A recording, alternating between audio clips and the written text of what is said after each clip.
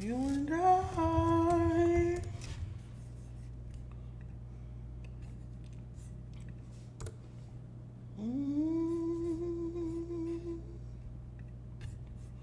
Oh, that should be live.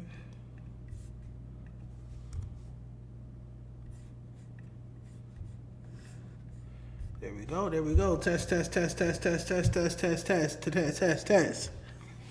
Starters committee, what's the deal, bro? What's the deal? Palm trees in the chat. What's the deal, gang? First one in here. Just showing me right now. What's the deal?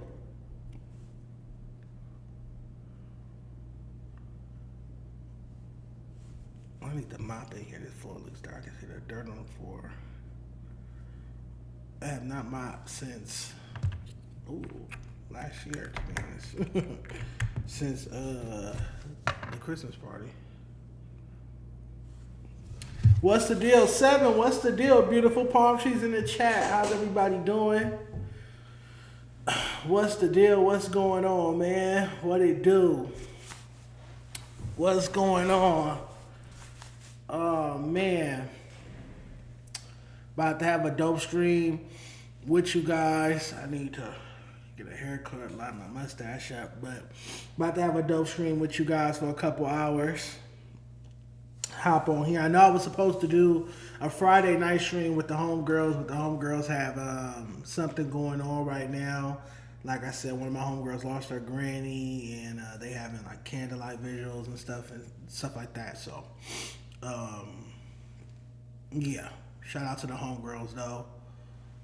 Prayers up to them and their families, but they want to do next weekend, so we're gonna do next weekend, next Friday.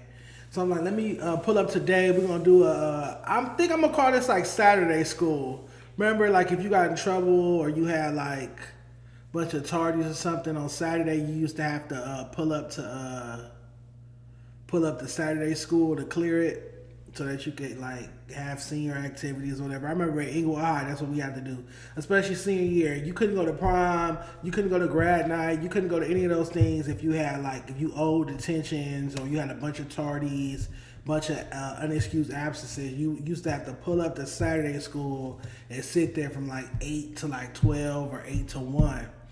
And yeah, so I think I'm gonna start calling these Saturday school. I'm not saying I'm gonna do this every Saturday, but if I'm not on nothing, I'm gonna pull up here solo and just stream for a bit and holler at you guys, on Saturdays. Another reason I think I'm gonna enjoy doing this is because what a lot of people don't know about me is on Saturdays I experience depression. Every Saturday. Saturday is my least favorite day of the week. I just experienced real bad depression on Saturdays. As a kid, on Saturdays was a day that my dad would take me to the park. I would watch him play basketball, and I'd play on the playground, but then after that, he would drop me off at my mom's house. So Saturday was the day I had to spend with my mom growing up. And then as an adult, there was somebody in my life that we used to, like, Saturday was our day. Like, Saturday was the day that we would kick it. We would go do certain things every Saturday religiously. I would wait all week to hang out with this person all week, and we no longer kick it. So it's like I feel void. When I wake up on Saturdays, it's void. And then it's like, so you guys know I like to work. So on Saturdays, you wake up, no emails, no important DMs, you look weird hitting somebody up on Saturday morning about business. It's like, go get a life. You get what I'm saying? So, I don't know. Saturdays just feel empty and void. I like Sundays because Sundays are like brunch and, go over granny's house or, family member's house or, stuff like that. People cooking Sunday dinner or I cook Sunday dinner. I like Sundays. Monday's my favorite day of the week, because I love to work, and Monday is the day that all the emails start rolling in, all the correspondence, and you get to it. But Saturdays is just like, yuck. I can't stand a Saturday. Like, I always just get depressed on Saturdays. Like, oh, what am I doing? I have nothing to do. I can't work today. So hopefully doing these Saturday school streams helps with that. Hopefully I'm able to come up here and, fuck around with the chat, talk to y'all. Dejon, who's your football team? The Rams. Growing up, my bedroom was St. Louis Rams themes. That's my father's favorite team. And I go to Rams games with my father when he takes me. And then I go with, I have another friend that her father has season tickets. My dad has season tickets, but her father has season tickets. And so I go with her when her father lets us use the tickets because, yeah, I'm not going to pay for the tickets. But, yeah, I do go to Rams games throughout the year. I might go to, like, 5 or 6. So, yeah, and I got a lot of Rams stuff. And even my apron, when I cook, my apron is a Rams. So, Rams, go Puka. What's the deal? What's going on, man?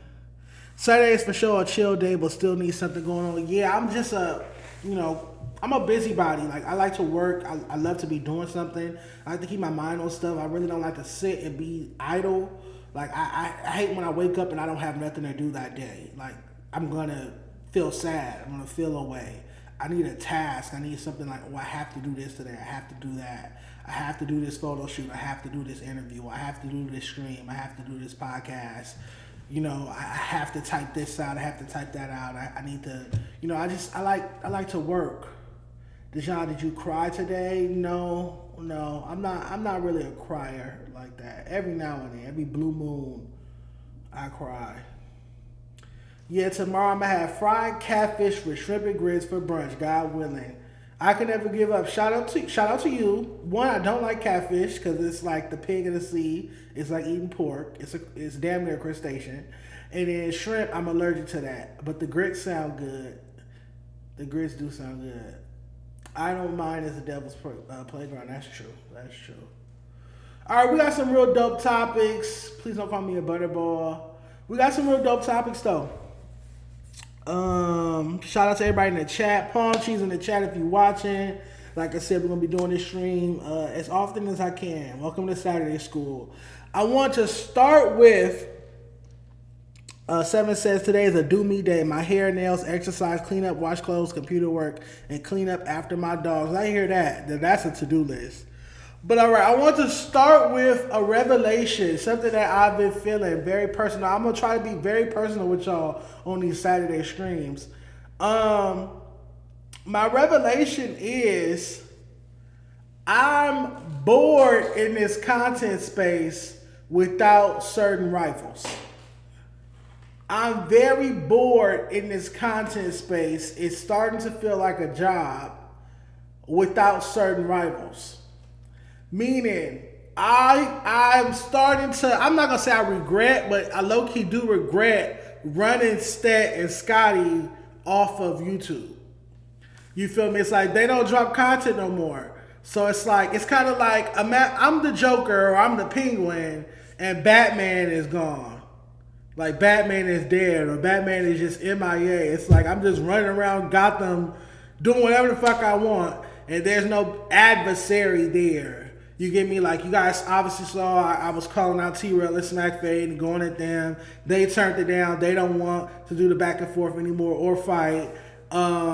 We saw the Crack Baby sit on Apollo and say he's not going back and forth with me anymore and deny ever going back and forth with me in the first place, which is a lie. We talked about that. So it's like, dang, I need an adversary. And I miss going back and forth with Stet and Scottie.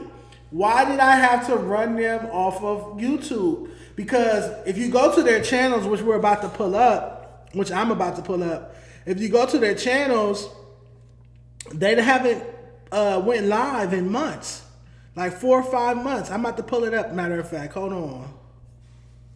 Recents. Which one is it? I think this was mine. Oh, Lord. Okay, so this is Scottie's. We'll start with Scottie's. His last live, make it a little smaller. His last live was 3 months ago. You guys know this was my main rival when I was on Fair to Say. Even before that, me and Scottie had been beefing for years. Fair to Say was actually our first time sitting down and talking in some years because he had put out a video. He went live, actually. He said he was going to put a Dan LA out of business. He said Suburban LA was going to get into covering music. He was going to put me out of business. and he wanted me to be in poverty and not be in business. Yet here I am sitting in a Dan LA office. There is no suburban LA office. The podcast set, they filmed their podcast set is like a peer space or something, because Viral Way has filmed content there. Bo Jackman has filmed content there, so he doesn't even have his like own space for his business. Nonetheless, Scottie hasn't went live in 3 months, and the last time he went live 3 months ago, he got 174 views. The time before that, 102 views. That was 4 months ago. Caleb Wilford interview 4 months ago, 186 views. 307 views 4 months ago. 377 views 5 months ago. I see why he quit. RJ, Mr. LA interview 5 months ago, 420 views. So Scottie quit, practically quit. If you put out an episode and there's 100 something views, 174 views, and then you go 3 months without dropping another episode or going live, that's quitting YouTube. You feel me? So Scottie's off. Let me get stats up here. Okay, that was Scottie. So the other one has to be Stet. The icon popping up is so small I can't see which is which.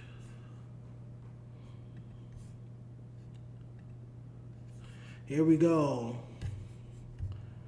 All right, so not only did I run Scottie off of YouTube by going back and forth with him, but it looks like I ran Stet off of YouTube, because his last stream was 4 months ago and he did 1.4k views, and then another 4 months ago streamed 2.6k views and 1.8k views, and 5 months ago 2.2 5 months ago, 1.8 5 months ago. Like, he hasn't put out, so it's been 4 months, 3 months for Scottie, 4 months for Stet since they went live on YouTube, dropping any content on YouTube. It's like I said, it reminds me of like I'm the Joker, I'm Penguin, and Batman is MIA. It's like, Batman, come out and play. I'm bored. I'm fucking bored. I want somebody to beef with. I need rivals. I need adversaries. I am fucking bored. Dark Rainbow needs his adversaries. Okay, this is a $5 super chat from Defiant Brandon. I warned you, Dejon. You didn't listen to me. Get rid of that hoochie so your channel could grow. Take this $5 and buy yourself a biscuit from Popeyes. First off, I could get 2 biscuits for $5. Second off, you do know all super chats on this channel go to Tam, so thank you for sending Tam $5. Also, make sure you guys send in those super chats, because every single super chat that comes to this channel, I give to Tam, because obviously I can't afford to pay her a salary for her podcast to hear, but she gets 100% of the super chats. So shout out to Brandon for sending Tam a super chat. I definitely took a picture of that, and I'm about to send it to her phone because I'm fucking messy.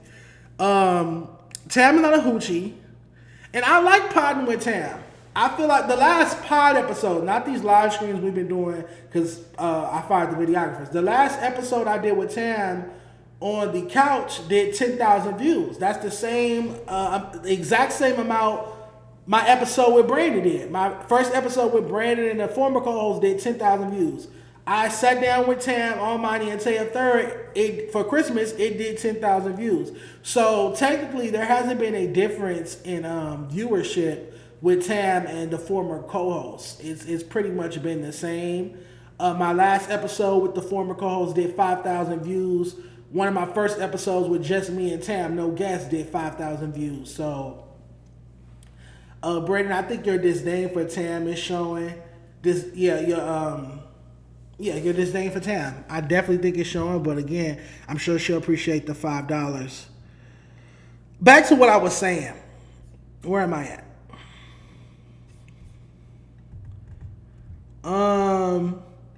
Stet hasn't dropped in 4 months. Scottie hasn't dropped in, let me make his visible too. Stet hasn't dropped in 4 months. Scottie hasn't dropped in 3 months. Why do y'all think this is? Where the fuck is everybody at? Come outside. Come outside. Come outside. We ain't gonna jump you. Come outside. It's crazy. Like, these are my adversaries. Obviously, these are people that I beef with. historically, and it's like, dang, I'd be bored without y'all to, make some content about, go back and forth, all that good stuff. Let's pull up mine to show how consistent we've been. So this one must be mine, right? Okay, to show how consistent we've been. Because not only, I would never let a month go, let alone 3-4 months go without me dropping some content. So 2 days ago, 2.6 thousand views. 4 days ago, 2.5 thousand views. 7 days ago, 2.3. 11 days ago, 2.5. 12 days ago, 1.9. 2K 2 weeks ago, 1.9 2 weeks ago. These are higher numbers than they're doing after 4 or 5 months on their streams. And again, these aren't astronomical numbers by far. We definitely should be doing more than this. But for the three of us to all be non-gang affiliates or non-gang members, non-gang affiliates in this very gang-affiliated market that is West Coast podcasting, we should be doing the same amount of numbers, and we should all be consistent. Like, I've dropped more streams in January than they've dropped in the past 4 or 5 months combined. So, yeah, somebody put the Batman signal out for Stet and Scottie because the Joker, aka, well, I'm not the Joker. I'm the Penguin. I like Penguin. He's my favorite DC villain. The Penguin is bored. I need rivals. I need adversaries. I need someone to come here and argue with and go back and forth. I like that type of evil, malicious shit. That's what turns me on. That's what gets my dick hard. I like that. I like beefing and negativity and war. I like that. All this kumbaya, peaceful meditation shit. I'm not with that. I can talk topics, but I like to start my show off with some drama, then get to the topics. I don't like coming here and there's nothing but topics to talk about. Like recent episodes. I'll leave it at that. Turn us the fuck up. Why are niggas duck? Why are niggas scared? I'm so confused. Why are niggas scared to go live from their channels? Why are niggas scared to pop outside? What's going on? Did I do too much? Did I say too much? Am I too much? Like, I'm confused. Y'all got channels, right? Y'all was talking so much shit. Stet and Scott, whatever, S&S, the light-skinned bitch boys, were talking so much shit about me and my platform and how I wasn't nothing, I wasn't relevant, and woo, woo, woo, woo.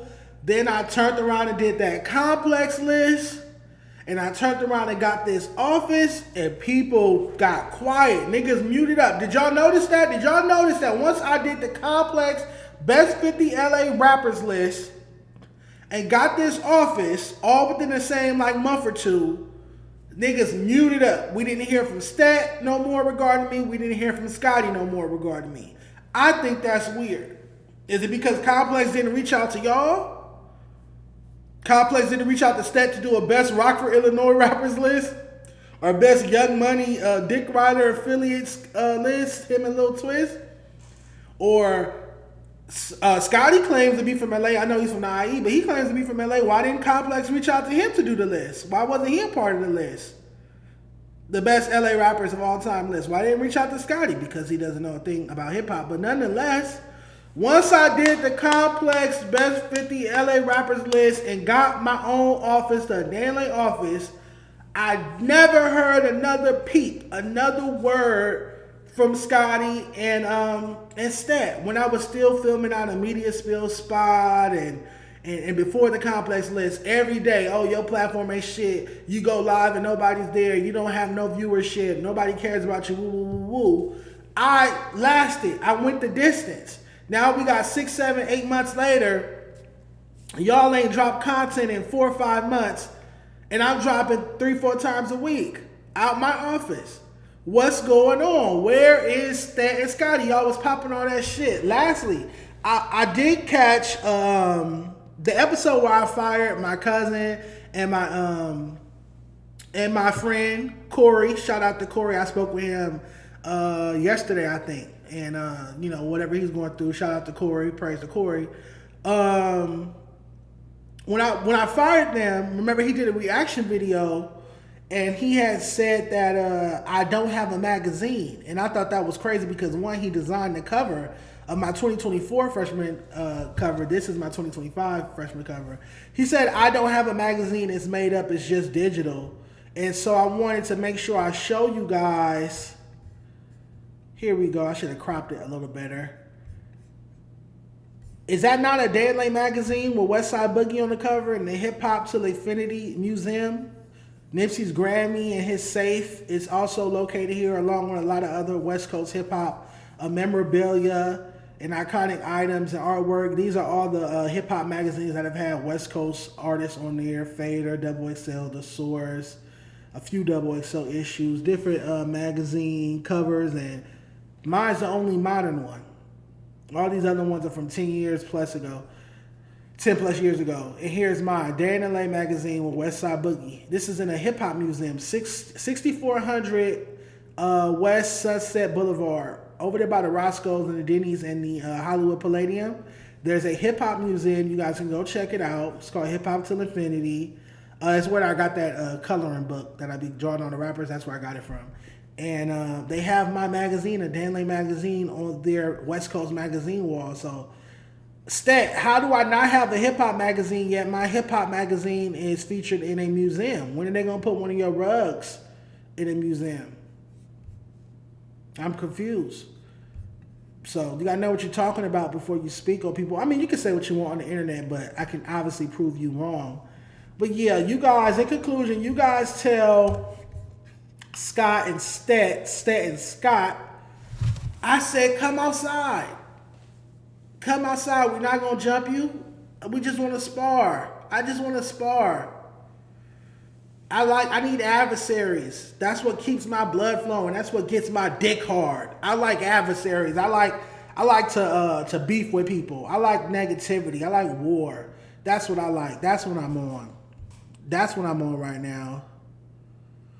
Is Tupac a West Coast artist according to Dejon? Yes. Tupac is a Bay Area artist to me. He moved to Marine City as a teenager and he began his rap career and putting out records there with Digital Underground, being a part of Digital Underground. That's how he got his first deal as a member of Digital Underground. So to me, Tupac is a West Coast rapper. He's not an LA rapper because he began his career with Digital Underground in the Bay. So yeah.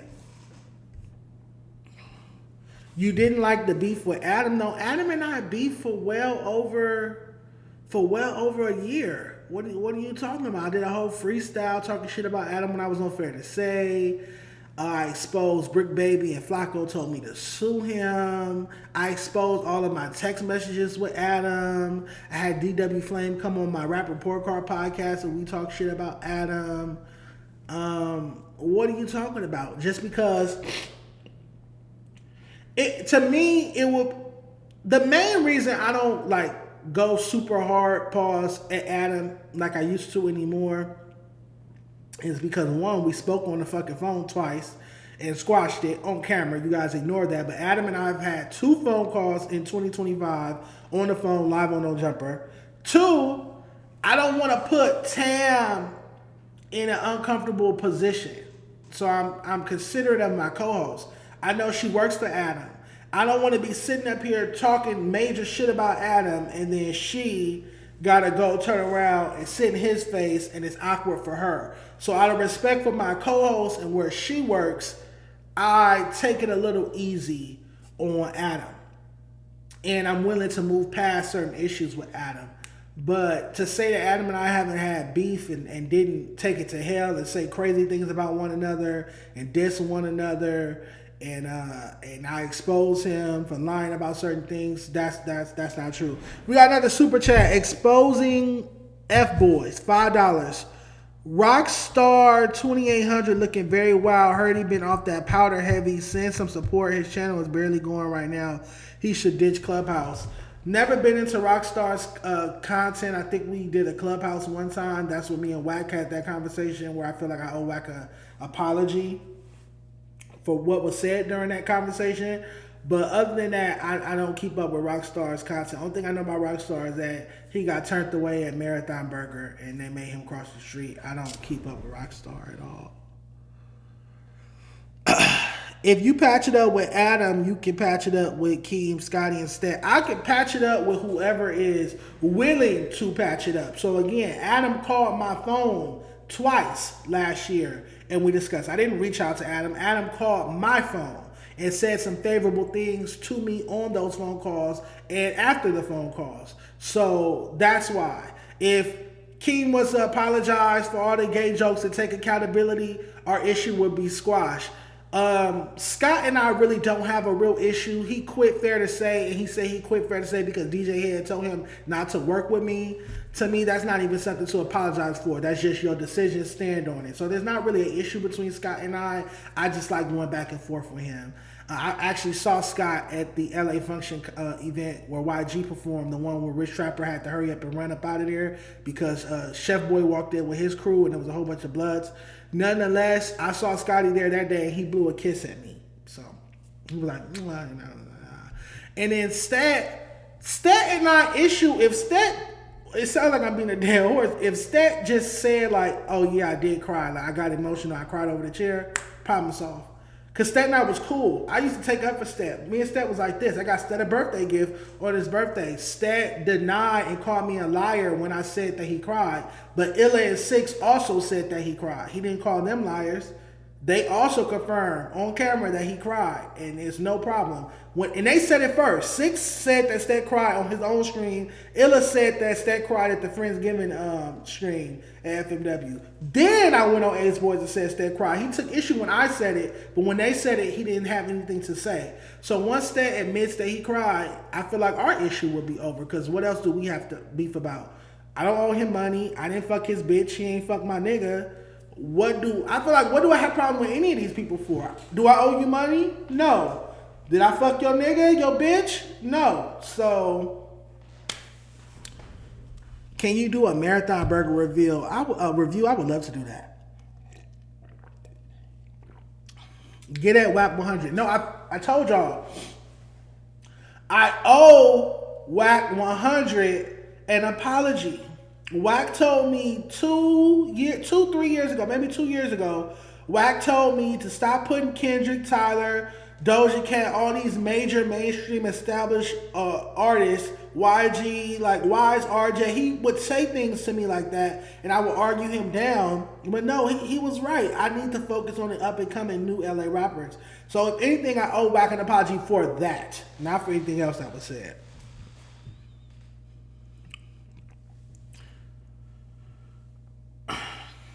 Since you're a main host of a channel, can you understand why Pun didn't pay his co-host and left them behind? I won't say why. I feel like that's just the business model out here. MacWap doesn't always pay Keem and Tiny and them. Like, let's see the payroll. Let's see the pay stubs for that. You get what I'm saying? Like, I even have a clip where Smack and T-Rell said, we looking to hire people for Back on Fig, but we're not going to pay them. Every time Mike pulling up to Back on Fig, to the warehouse, is he getting paid? No. I feel like that's kind of the business model. The only platform that pays you for your appearances all the time is No Jumper, is the white man. And he's coming from generational wealth. So, I don't feel a way about Pun not paying Rios and Manny and Fred, aka Trey, or Trey, aka Fred.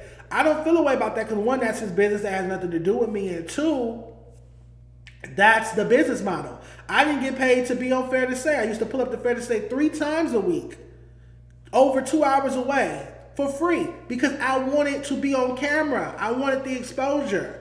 I wanted to clip it and show people that I was still on camera. I was still a part of the podcast scene. I was still working. That leads to other opportunities. That brings you sponsors. I was getting paid every time I pulled out the King Palms. Every time I pulled out the number on Fair to Say, I was getting paid under the table. So I didn't care. You didn't have to pay me. I knew how to finesse a situation to get in some chili. The only person that ever really paid me for podcasting is Adam. So, that's why I was so confused when you guys were getting on me about not paying my former co-host. I'm like, but they pull up for free at Ace Boys. They pull up for free every week at the Apollo. They channels is, and my channel didn't get monetized to October 2025. So what was I supposed to be paying them? I'm confused. And my channel has 3,000 subscribers. Like I said, my last episode with those co-hosts did 5,000 views. What should I be paying them? $5 each? $10 each? I'm so confused. Now, it's a little different for the Apollo. It's a little different for Ace Boys because their channel obviously is making great amount of money. Like, they were doing 50,000, 60,000 views at one point per episode. So, clearly, on their dashboard, it's going to be thousands and thousands of dollars income. So, yeah, it would make sense for them to disperse some money and have them, even if it was $100 a week, $200 a week, whatever. That would make sense. But when it came to my situation, I didn't understand when y'all were talking about well, you don't pay your co-host, so they don't have to show up on time, or they don't have to be respectful to your guests. And I'm like, one, they asked to be on my show, so yes, they should show up on time. Yes, they should be respectful of our time. Yes, they should be respectful of our guests because they asked to be on the show. I never asked them to be on my show. And two, what am I supposed to be paying somebody on a channel with 3,000 subscribers? That makes no sense. But yeah, shout out to the Syndicate. They went live last night. And, yeah, there's that. I definitely feel like they deserve some money. If you do a podcast, now if you do a podcast for 3 years and y'all are, and you're getting 50,000, 60,000 views, shit, 20,000, 30,000, there's some money in that dashboard for you.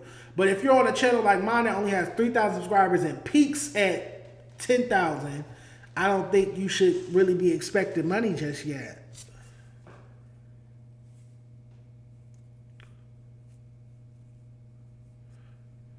Can you charge your host? Can you change your host? She is not messy enough for the Dark Rainbow character. Tune in to watch Dark Rainbow, not boring as Tam. First off, don't get fucked up. Shout out to Tam. I like Tam. She's informative. She's journalistic. She's professional. Tam has never been late. Tam has never missed an episode. Tam knows about the topics before she speaks on them. Tam adds great topics to the group chat.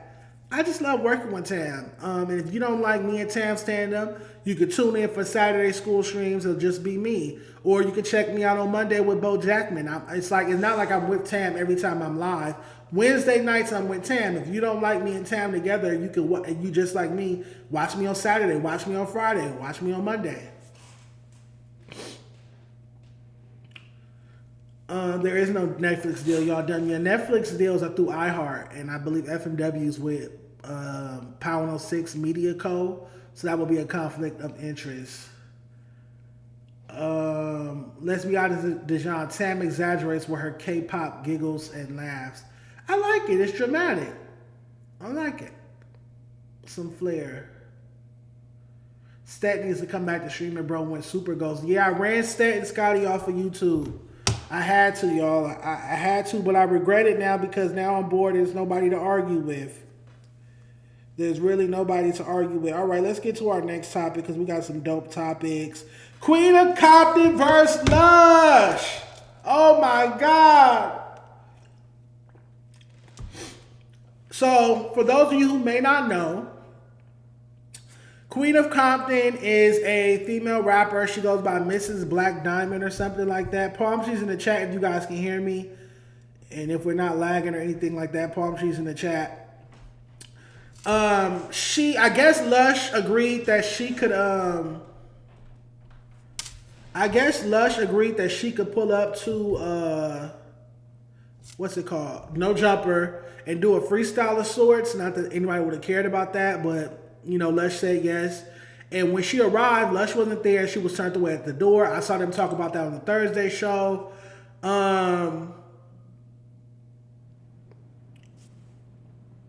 Damn.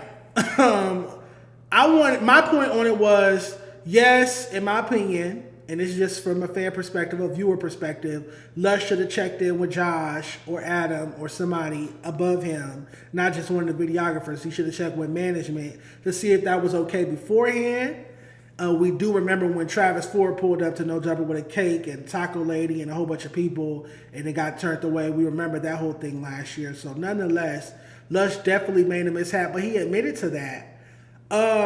So Queen of Compton has been going in on Lush ever since she was turned away at the door. And me, frankly, once Lush apologized and took responsibility for the miscommunication or not doing the right thing by informing XYZ, informing Josh or Adam of having them pull up, I feel like it's over. It's like at the end of the day, nobody was going to watch that freestyle. Nobody was going to care about that freestyle. I just feel like she's just not it. No offense to her. She's just not it. She's done promo with me. She's paid me to post her ciphers when she did like the Not Like Us freestyle. You cannot go on Apple Music, Spotify, or nothing and find no recent music from this chick. She does not drop music. All she does is Instagram freestyles.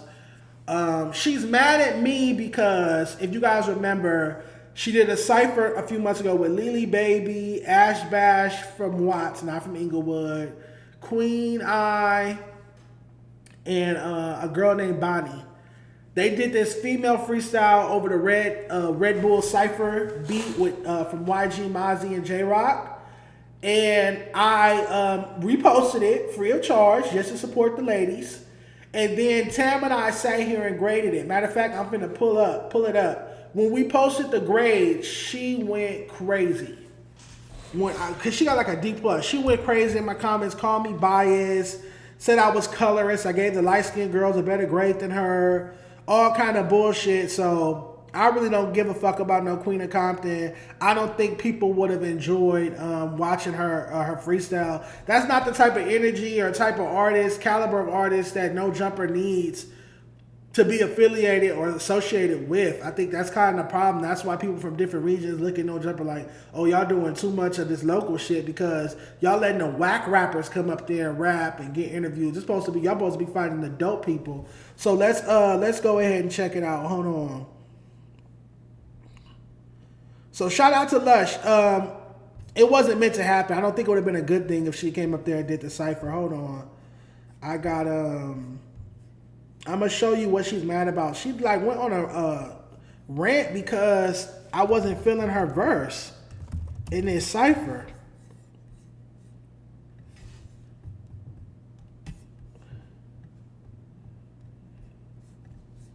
It's like, girl, you looked a hot mess. She looked like Mr. Crab in them pants. And then two, she sounded so masculine. I thought she sounded like Compton TG. I thought I was listening to a male rap. It wasn't feminine at all, but all right, let's check it out. Hold on, it's in my DMs. Excuse me. So this is me and Tam grading her. Kicked it off right. I have to grade her. I give her a C. I'm gonna take the minus off. I give Lily Baby a C. Her flow was sharp. Mm-hmm. This is the best I've heard Lily rap today. Her flow was sharp. Very limited vocabulary. Mm-hmm. You gotta read a book.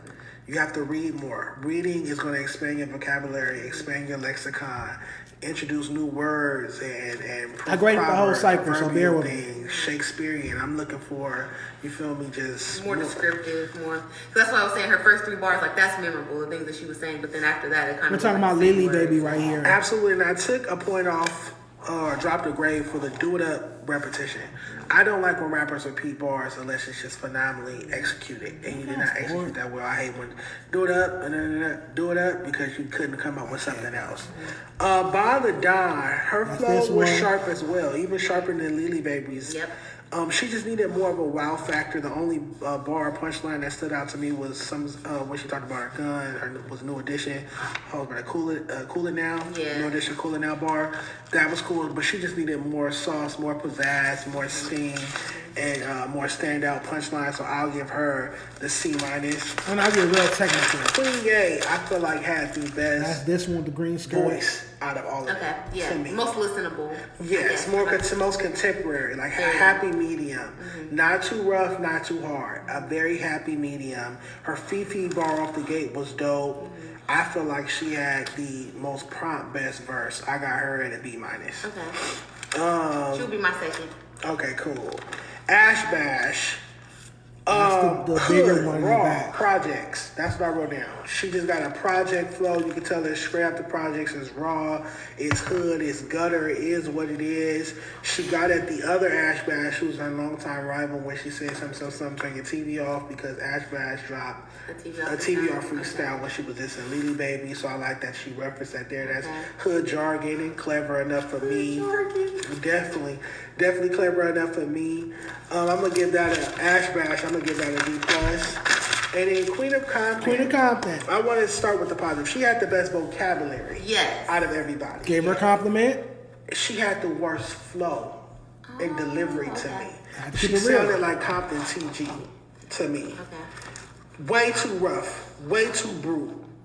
Her bars are there, but there weren't any standout punchlines in my opinion. And then when she tried to slip the singing in when she did Later at Night, Roddy Ricch, and I wrote down and just you doing too much. It was too much. I did not. But that was she was trying to have a wow factor or try to an attempt. Yes, but I that flow, don't use that flow. I feel like Lily Baby kicked it off right. All right, so you guys just heard my critique of Queen of Compton, aka Miss Black Diamond's freestyle in the cipher performance. They did the LA Female Rap Cipher and Exotic Pop for Over the Red Bull Beat. Do you feel like I was colorist or I was biased against her for those critiques? Were those unfair critiques? I mean, if y'all need me to pull up the actual cipher, I can, so that y'all can hear what I'm talking about. She's better than the Cuzzos. I don't know about that. You think Lush shouldn't have the power he has at No Jumper? I feel like if Lush was there and he invited her up there to come in and film some content in front of the No Jumper sign or something like that, cool. I feel like he should have the leeway or leverage to do that. But I don't think anybody should, in any business, I don't think you should be able to invite somebody up to a place of business and you're not up there. I think that makes no sense. Like, you're not up there to oversee it or handle the situation, handle the logistics, welcome them in, anything. Why are you inviting somebody up here to film something and you're not even up there? So I think that's where Lush was wrong, as well as him not contacting Josh or Adam about it beforehand, just to clear it and make sure everything was all right. Him going straight to a videographer saying, hey, I'm going to have so-and-so pull up to film a freestyle that nobody in the No Jumper universe actually gives a fuck about, none of the fans gonna care about, something that's actually gonna devalue the No Jumper brand and make people think it's just a clown show and a circus instead of being what it used to be, a credible music platform. Yeah, no. They want me to play the cipher, so I'm gonna pull it up real quick. I gotta find it. I think it's like, I'm gonna look up Lily Baby Red Bull Cipher and pray it pops up. Here we go.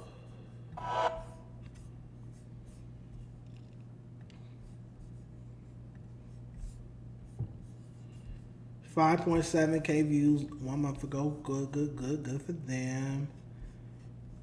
All right, where we at?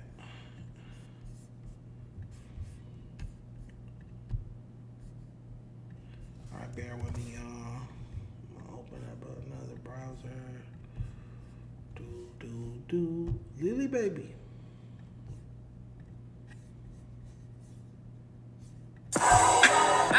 Lily Baby, since a kid I've been hated on, but I ain't let it faze me. I remember as a youngin' I was always granny baby. I was 2 when I lost my pops, and that shit still break me, look. But I keep going though, I'm headed to the top. I get on any beat. Hold on, first off, let me make this a little bigger, and then we gonna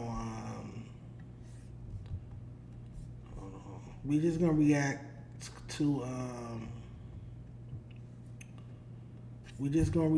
to Queen of Compton's part.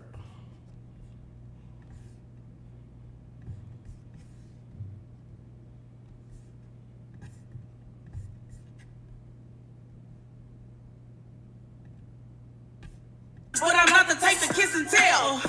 Look, wait, gotta have a spot for me to take your spot. You don't. All that shit you talking, man, it just ain't hot. Gotta come That's correct. too So I pull masculine. up and spin your block. Bitches Too started, I ain't gon' stop. I masculine. can't wait till my baby drop. Listen, told him it's a rap and I meant it. Tighten up before you ever put me in your mentions. Cause I'm really that one bitch. Put that on my sons. T-Rell, I'm sipping tea. This is her. All right, this is her. Remember, I just played y'all my critique. I said she sounded like Compton TG, too masculine, brute of a flow. When she did the late at night singing part, it just sounded a mess, like she was trying to do too much.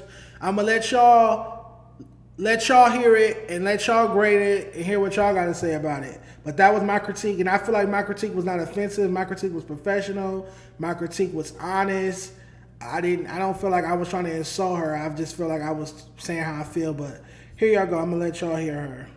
Put that on my sons. T-Rell, I'm sipping tea. I'm clocking shit, jack the gatekeepers for the keys. Unlocking shit, pretending that I'm asymptomatic. I'm kinda sick, acting like y'all don't know who the only queen of Compton is. Sick of LA politics like I'm the unsexiest. Hate I'm up late at night. Like I'm Roddy Rich, like Conrad, I'm butter bad. Ain't this about a bitch? Imposters, clout chasers, perpetrators, y'all support the shit. So fuck you. I'm freestyling, call it charity. A diamond motherfucker, how dare you question my clarity? They rapping, no, they acting, I'm laughing, these bitches parrots. Check out the fat fashion, I'm swagging, there's no comparing me. Yo, it's every fucking baller, it's a shield with these punches. If you really trying to shine, then invite me to the functions. I was raised a fucking child eating cafeteria lunches. Always been the black sheep, I'm used to pain and dysfunction, bitch. You bitches average at best fans and they really obsessed. Copy me, but can't copy respect, bitch. Yo, be prepared for the switch up. Know that they weak when they click up. That's how you know you really a threat, sis. They hide me from the plug, they don't want me connected. Pay claims for a feature, he ain't even shed a ragged. Chef Boy went viral, they wouldn't even give him credit. Been walking bitches down, showing bitches when they exit. So, like I said before when I was sitting here with Tam, bro, flow way too masculine, way too brute. You rapping like you a nigga, which is a big knock and an often knock against LA female rappers, West Coast female rappers. Just too masculine of a delivery. It's not feminine enough. It's not soft enough. It's not sexy enough. It's just so rough. Like you rapping like you Savi Third mixed with Compton TG. You barking. You sound like you growling. Like, are you inspired by DMX? Like, nobody wants to hear that come out of female's mouth. Like, that's not. That's why female rappers from West Coast back in the day didn't sell a lot of records. You know, Yo-Yo and Lady of Rage, and they were even more feminine than this, but they didn't sell a lot of records. But Kim and Foxy, they sold a lot of records because they were still feminine. They still had like, that's why they was multi-platinum. They were feminine. They had sex appeal.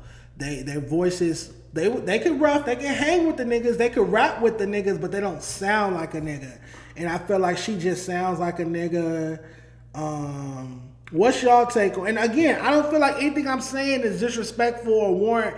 Like when I posted the critique from me and Tam on my page, she called me colors and she said that I gave the light-skinned girls better grades than her and that it was her cipher, so she should have got the highest grade because she put this together technically.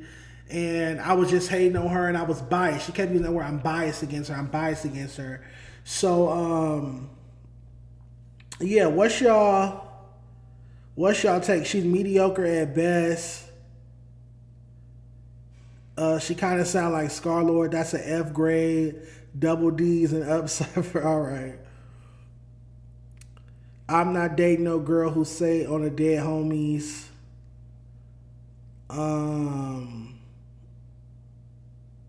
She thought she was doing something with the ad-libs. That late at night. Oh no. So yeah, I guess that's what she wanted to go up to No Jumper and do. So I feel like y'all need to stall Lush because again, yes, Lush was wrong for how he went about inviting her up there without Josh or Adam's permission. Yes, he was wrong. He admitted that. But all things work out for the good. I don't think it was meant for her to have a No Jumper cipher. Like I said, she just really needs to work on her delivery. She can rap, I'll give her that, but she raps so masculine. She also needs to work on how she dresses. But she raps so fucking masculine, so brute. It's just not appealing. It's not appealing. That's not how we want to hear female rappers rap in 2026. Maybe in 1989 or something, 1991. But anything post 96, post hardcore, post Il Nana, we want to hear femininity, divine femininity or sexual femininity from a female. You rapping like the dudes, like you rapping hard and aggressive and real like. It's almost like she was barking. So yeah, let me get this off my screen. Shout out to Lush. Prayers up for Lush. It looks like he relapsed after getting baptized. Looked like he damn near was finna fucking overdose on the Friday show where Ricky had on that ridiculous hat. That was crazy. All right, we got some more topics though. But shout out to Lush. Stall him.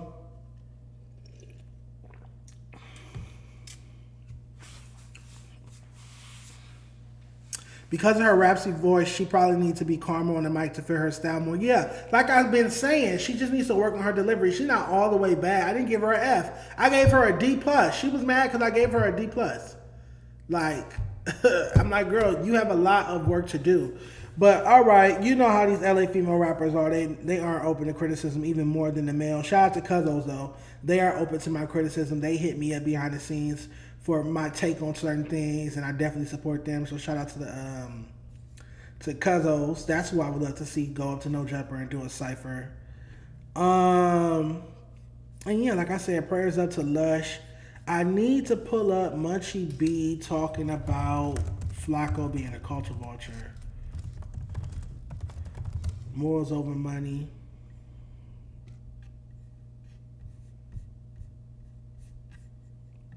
Let me see. It was like a couple screams ago. Give me 1 second, y'all. I'm looking for Munchie B calling Flakko a culture vulture. I literally just saw it. Here we go. 4 days ago.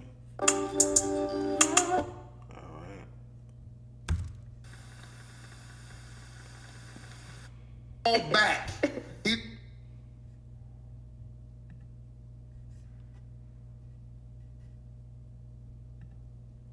Hold on, y'all. I'm just looking for a little timestamp when he was talking about it. Here we go. Why is he not? All of the narratives that you guys speak of are No. Okay, look. Okay. I don't do no street TV slander. 124 mark. All right, hold on. Do.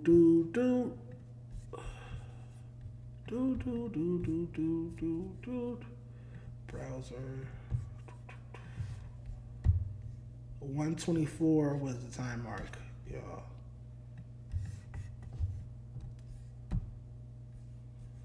I just always do this every time I'm opening a new browser.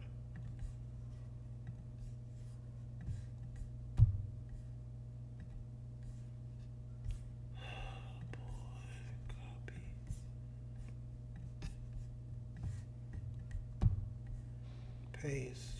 Boom.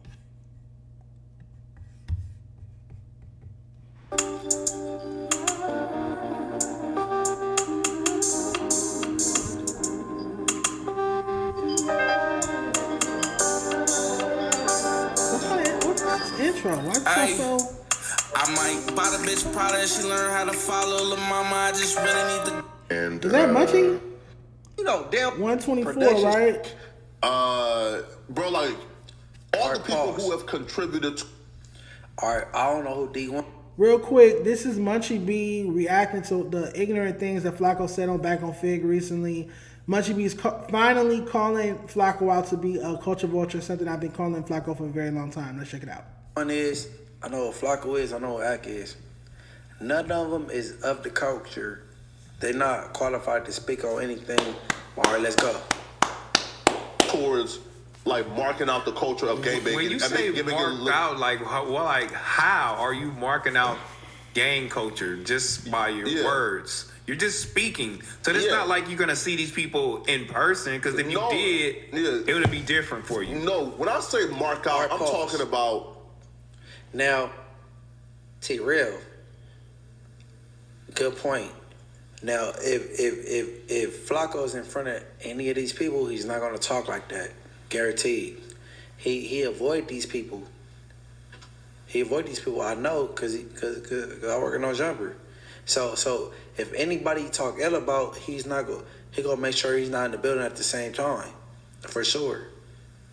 So if you feel strongly about something, stand on it. All right, keep going.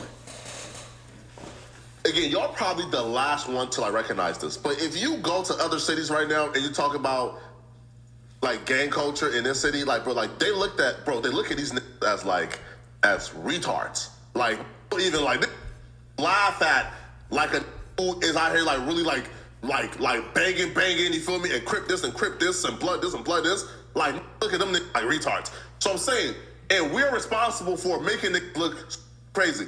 So now we have to transition to the podcast, right? Saying this, hey, bro, It's time for y'all to get on board, right? Cause bro, I'll be real, bro. Like, dog, like for example, Street TV. Why is a platform called Street TV needed? Why not? Why should kids have to sit and learn about gangbanging all day?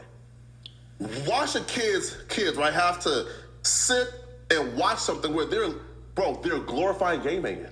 Okay. They're glorifying it. So let's go to No Jumper. He's glorifying gangbanging. No, they're not. Why is he not? All of the narratives that you guys speak of are no. Okay, look. Okay. Quick to defend the white man, but quick to shun black podcasters. But quick to defend. No, a spade is a spade. No Jumper is just as much a gang platform as Community, as Back on Fig, as Street TV. Some would say it's even more gang members at No Jumper than it is at those other platforms. So what the fuck do Flakko be talking about? That's why Spotty Face should have slapped him. I lost a lot of respect for Spotty Face when he said he was gonna slap Flakko and then they was sitting there buddy. I lost a lot of respect for him. You should have wound your hand back and slapped the fuck out of that nigga, because he just comes to LA. He's not from out here. He comes to LA. He disrespects our street culture. He disrespects our hip hop culture without being from it, without knowing anything about it. I don't sit around and react and do street content because I'm not from the streets. I grew up in the hood around it, but I wasn't a participant. I kept my fat ass on the sidewalk. So you're never gonna see me sit here and do a breakdown video on the Hoovers, do a breakdown video on the 40s, do a breakdown video on any gang activity. If it comes to music, if I could draw it into a music topic, like a rapper from here, a rapper from there, that's different. But Flakko is just totally a culture vulture. Let's wrap this up here and what Munchie B got to say on it. I don't do no Street TV slander. None at all, right? Okay, we had Malik Spellman and his brother Dave Brown with him, and we talked about the streets, the pros and cons of it, and Malik Spellman is the one that did the show Peacemakers. Okay, Malik Spellman. He's off the streets. We talked about like that the streets not cool on Street TV. Okay, Munchie B. I interviewed Ron from Rolling 60s. Did close to 30 years, bro. Bro. He was an active participant before doing his time, bro. He came home and we talked, we dialogued on Street TV. I don't know what he's talking about. I don't know what he's talking about. Alex interviewed X4 from Rolling 40s. He was using bad verbiage, dissing his opposition, and Alex asked him to stop. Bro, he trying to get the story about his background and his music. So Munchie is explaining how Street TV, the platform that Flakko was just bashing while still working in No Jumper, which is very hypocritical, how they do things or have conversations online that are positive towards gang culture, or show at least an attempt to make it more positive content, more peace-pushing content, or XYZ. So again, Flakko just don't know what he's talking about. Not that anybody really takes Flakko serious. He's kind of like a clown. We just laugh at him. Nigga said he had a weight loss surgery, came back the same size, if not bigger. Looked like a big-ass gray sofa sitting over there on top of an orange sofa. Yeah, I just feel like the L is, the reason I will say Flakko marked out the gang members is because he talked about Spotty Face's cripping. He said that Spotty Face need to retire from being a gang member. Spotty Face gangbang career is over. He's not respecting the streets, XYZ. And Spotty Face said he was going to slap him, and then Flakko came and sat in his face and didn't get slapped. So that's the dub for me. That's the dub that Flakko took, is that he told a gang member, a reputable gang member, that his gangbanging career was over and he had no respect in the streets, and then came and sat in the man's face and the man didn't do nothing to him. So that is a dub in my opinion. But outside of that, everything Flakko said in that Back on Fig interview was bullshit, and I'm happy that Munchie B is finally waking up and realizing that Flakko Flakko is a culture vulture. Just because he's black or African, he's still a culture vulture. He's not from LA. He's not from the streets. He's not from our culture. He doesn't give a fuck about our culture. He wants to see everybody in our culture go to jail. He hates us. He hates us because he knows we can beat him up. He's threatened by us. He doesn't even necessarily hate us. He's afraid of us. He's afraid of real niggas. When real niggas walk in the room that can beat him up and that will slap him upside his head and dare him to do something about it, he's afraid of us. So this is his way of getting us out the paint, pushing these narratives. And y'all have been letting it go on long enough. And it's time that somebody checks Flakko. But again, he doesn't live out here. He stays out of harm's way. And Spody Face had the opportunity to check him and chose not to. And I'm very disappointed in him for that. So, yeah, shout out to Munchie B for at least verbally checking Flakko and letting him and calling him for what he is, a culture vulture. Make some noise for Munchie B. What else do we got? We got a lot of dope topics. I think I needed to talk about, and this is going to be a brief one. I'm going to see if I can find something in the Reddit. I wrote stall Pooh out.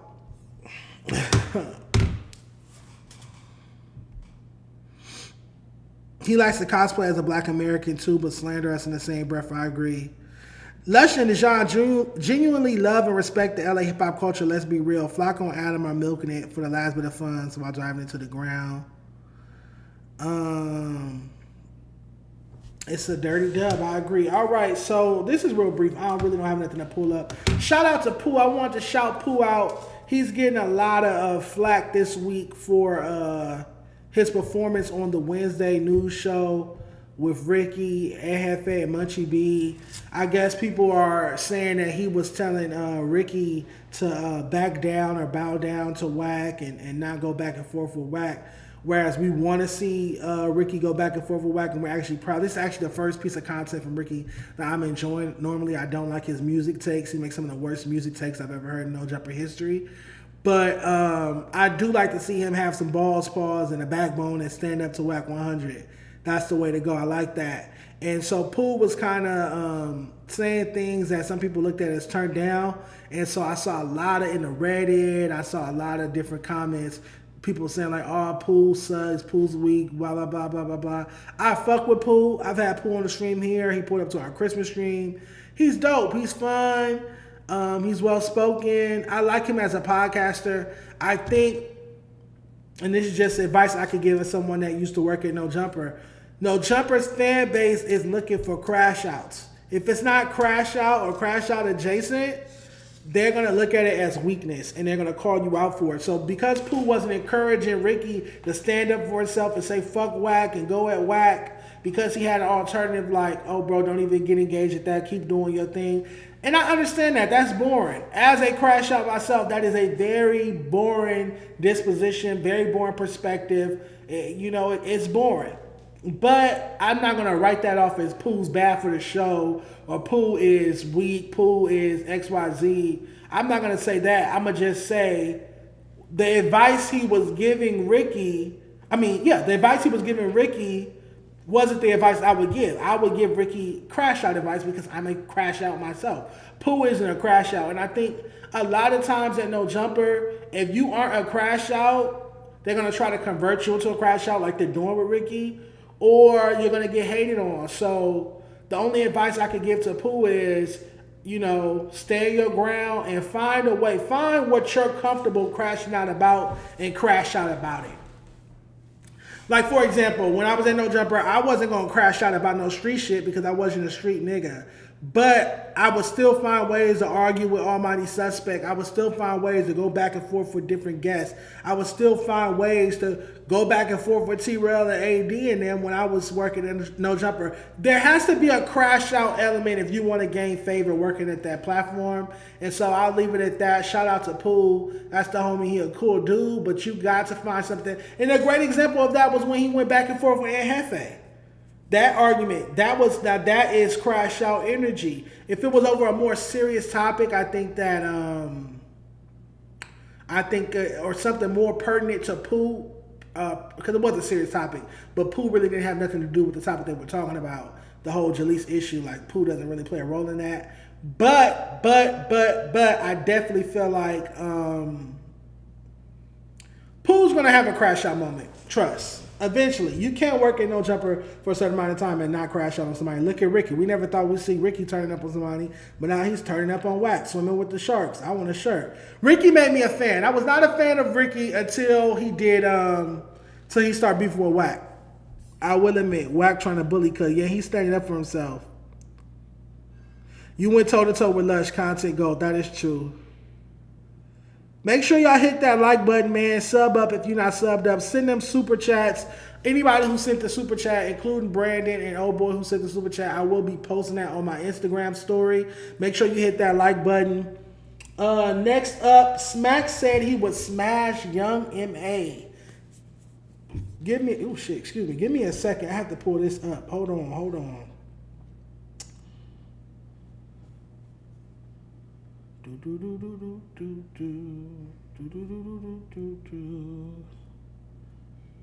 It's on Twitter because somebody tweeted it to me.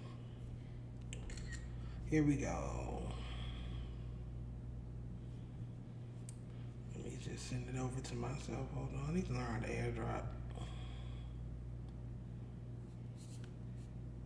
But I'm going to just email it really quick. So we about to talk about Smack, who I feel is DL because I caught him following trannies and liking trannies on Instagram. Smack from Back on Fig and 51 Trouble Crip was following and liking trannies. But this is another suspicious thing.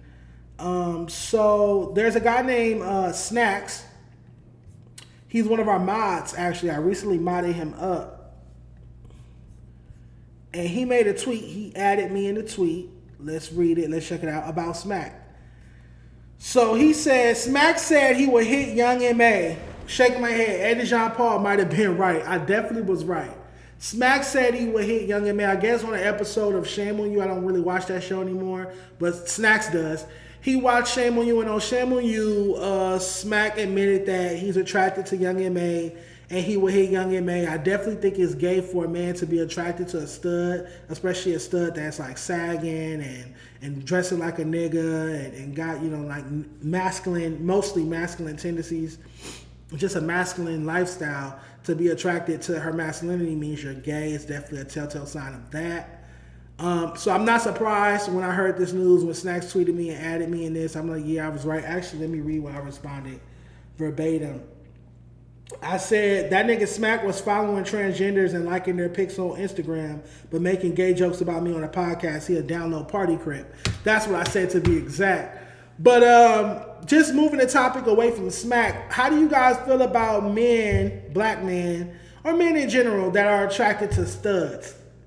Like, cause there's a whole like culture out there of niggas that are attracted to studs and want to fuck studs. Do you think that's like gay or gateway gay or like a leading to be gay or just full out gay? What's your take on that? Cause I think it's gay. I think it means if you would fuck a stud, I feel like as a straight man, I feel like you would fuck your pretty homeboy. Like if you had a pretty boy type homeboy that was like well manicured, well kept, had long hair like braids or plaits or something, like a pretty looking homeboy, you would fuck him. That's just how I feel. Or let him suck your dick. But what's y'all take on this? If a man's attracted to studs, is he gay? Because I definitely think this makes Smack gay. I think following trannies and liking their pictures with their booty tooted up is what really makes Smack gay, but I think this also makes Smack gay. What do you guys think? Does this make a man gay? Liking studs, does that make a nigga gay? Wanting to fuck Young M.A.? Well, if it ain't that, it must be some weird like power complex. Power complex is like you dominating a masculine man, I guess. H-Town rappers talked about doing that a lot. H-Town rappers talked about fucking studs a lot. Like you talking about taking out a bad one or something. What the fuck is a bad stud? Let's use Young M.A. for example. If a man is attracted to Young M.A., like Smack said he would hit Young M.A., do you think that makes him gay? Is that a sign of being gay? The last guy said, hell no, it's not gay. So it's not gay for a man to want to fuck Young M.A. Okay, to each his own. To each his own. What do you guys think?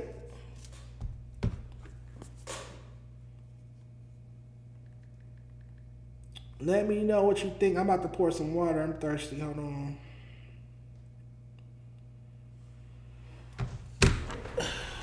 I don't know. That's a very debatable topic. Let's debate it. Does it make you gay if you fuck a stud?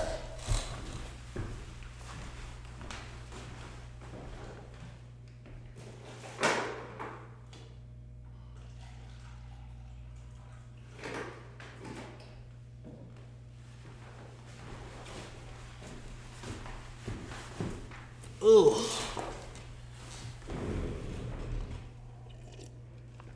It's not the gayest, but it's up there. It's crazy.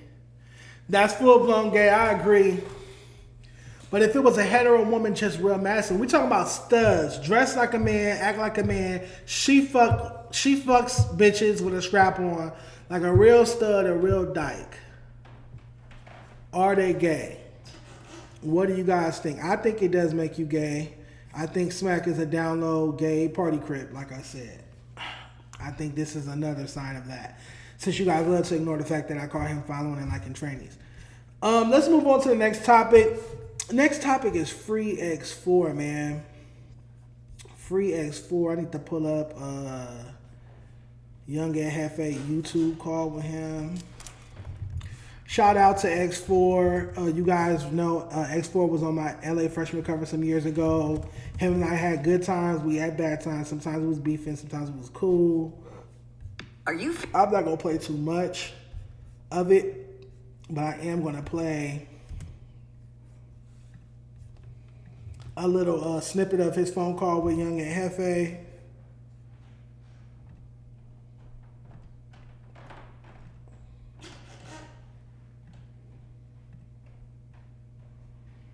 What's the time stamp?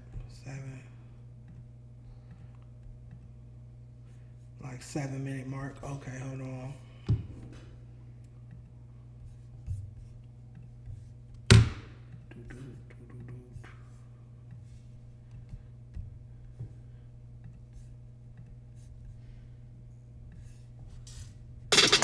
Memphis on me big 30, played the game like James Worth.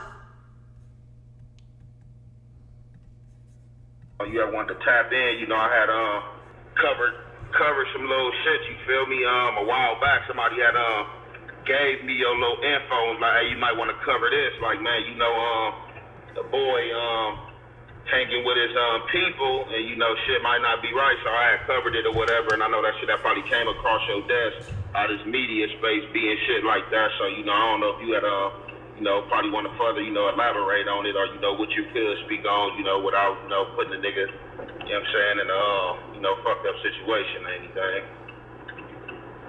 No, yeah, hell yeah, for sure, man. Nigga for sure heard about it. And it's people out there, a couple people from the hood out there moving wrong, moving foul. They out there foul living. On the hood, they out there foul living. So, basically, just to get straight to the point, basically, the nigga that got me in jail, the same nigga that got me in jail, is the same nigga that the nigga 4Xers and Baby Runner out there hanging with. Doing videos with the nigga, cooling with the nigga, big chilling with the nigga. Then I call this nigga Baby Runner, cuz I'm like, bro, like, you know the situation, like, it cut a whole scoop, like, bro, this, and that, and this. He like, bro, well, that nigga non-affiliate, bro, like, what do him? Like, what? Yeah, homies, what type of response is a nigga got your homie in jail, you talk about he a non-affiliate, you ain't got nothing to do with that. Like, cuz that's the weakest shit a nigga ever heard in my life, cuz damn, I'm here fighting life. I'm here fighting for my life. Niggas out there being buddy and cool with a nigga that got me here fighting life. Like, I was some type of weirdo from the hood. Like, I had a whole hood on when I was out there. People fuck whether the nigga like me, whether the nigga don't like me, cuz, and dead homie, that's out. Dead homies, everybody know. I'm hooker with a nigga in these streets and a nigga trooping. Don't give a fuck where you from, black, crip, Mexican, blood, Hoover, gangster, no matter where you from, dead homies. The nigga do some talking to them Johnny type of shit, cuz, they automatically out, cuz, dead homies. Just period. I gotta piss. I'm gonna let y'all listen to this for a minute. You're basically making a nigga feel comfortable. Free X4, Free X4. I don't know, cuz, I just don't. No, like that's, you know, that's facts right there. Like, you know, it don't matter, you know, like I said, you know, I ain't not in y'all hood politics or whatever, you feel me? But, like, even if it is, you know, some dislike, you know, whatever the case may be, it don't even matter if somebody felt like, you know, you was a J-Cat or whatever the case may be, like, you know, right is right, wrong is wrong, you know, and, you know, regardless of him being a non-affiliate, I mean, yeah, you can say that as far as, like, you know, you not wanting to handle business, like, oh, I can't do nothing to him, but it's just like, yeah, like, man, you can't, like, a non-affiliate, like, this how, this, and it just, we had a situation like this, like, a few weeks ago, I was just speaking, like, how people be so quick to press play on their homies, but, you know, when it comes to people that's, you know, non-affiliates or people that's not of their area, people, you know, kind of, like, use that or order that as an excuse to not do nothing, and it's like, if you're gonna hold your homie accountable for doing anything wrong, snitching anything, you should be on the non-affiliate times too, you know what I'm saying, or whoever. But like in those scenarios, if you know somebody bad, you definitely don't, you know, supposed to be, you know, hanging with them, you know what I'm saying, none of that. You're supposed to be telling them people like, hey, look, bro, I don't know what you got going on, you gotta make sure my people straight, you know what I'm saying. If not, then, you know, I ain't gotta really too much say what need to be done or come with that, but like, man, like, that's, you know, if that is going on, that's cold work right there. Yeah, homie, that's for sure going on, cuz them niggas make the hood look dope. I'm not in jail for nothing, cuz they know, like, they know the truth. So it's like, on the hood, cuz feel like, okay, man, if I can have somebody from 40s in jail still hang with the 40s, I might as well just go all the way through with what I got going on, then I'm still straight over here. Yeah, homies. Yeah, but nigga non-affiliate, but a nigga affiliated with your section, like, I'm sure you got niggas that's from your section that's not from over there, but they been living over there, or got people from over there, so they like, you feel me? Like, they damn near from over there, but they not from over there. Most so if a nigga affiliated with a, yeah, so if a nigga affiliated with a certain section, cuz, and you put yourself out there like, I'm fucking with these gang members, and I'm fucking with these type of niggas, you gotta, like, follow a certain, it's still a certain type of rule that you gotta follow, cuz, even though you're not from nowhere, but you hanging with niggas that's from somewhere and do certain type of shit, you gotta, all right, X4, all right, that's enough politicking. No. All right. Free X4, man. So I guess, and Hefe made a call to X4 while X4 is in jail. Got an update on the situation. I guess X4 is saying that some dudes from his hood are still hanging out with the individual that's responsible for him being in jail from his perspective. I don't know if he's referring to DJ Flip or what was the other producer's name. Excuse me for forgetting his name. It was another producer / engineer that was associated with whatever case X4 has. Nonetheless, I was just happy to hear from X4 in this capacity. I was happy to hear his voice, know that he's okay somewhat. And just to find out more about the situation, meaning like, I didn't know he had 2 strikes. I didn't know he was in there fighting for his life. So it's even more serious of a situation than I thought, which is unfortunate, but at least I'm updating on that. Like I said, free X4. Hopefully, you know, his legal team can get him home soon. And hopefully he didn't do whatever it is he's being accused of. Again, I worked with X4 a few times. He was on one of my freshman covers. I've interviewed him. He was dope. He was solid. We used to argue. We used to beef. Actually, I wanted to pull up.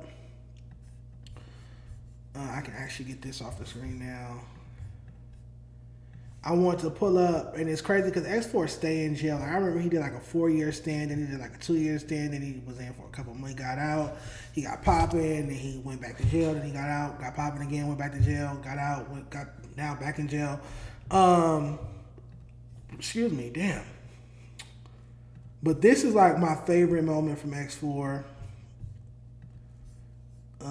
Here we go. I remember he was in jail one time after I had dropped the report card.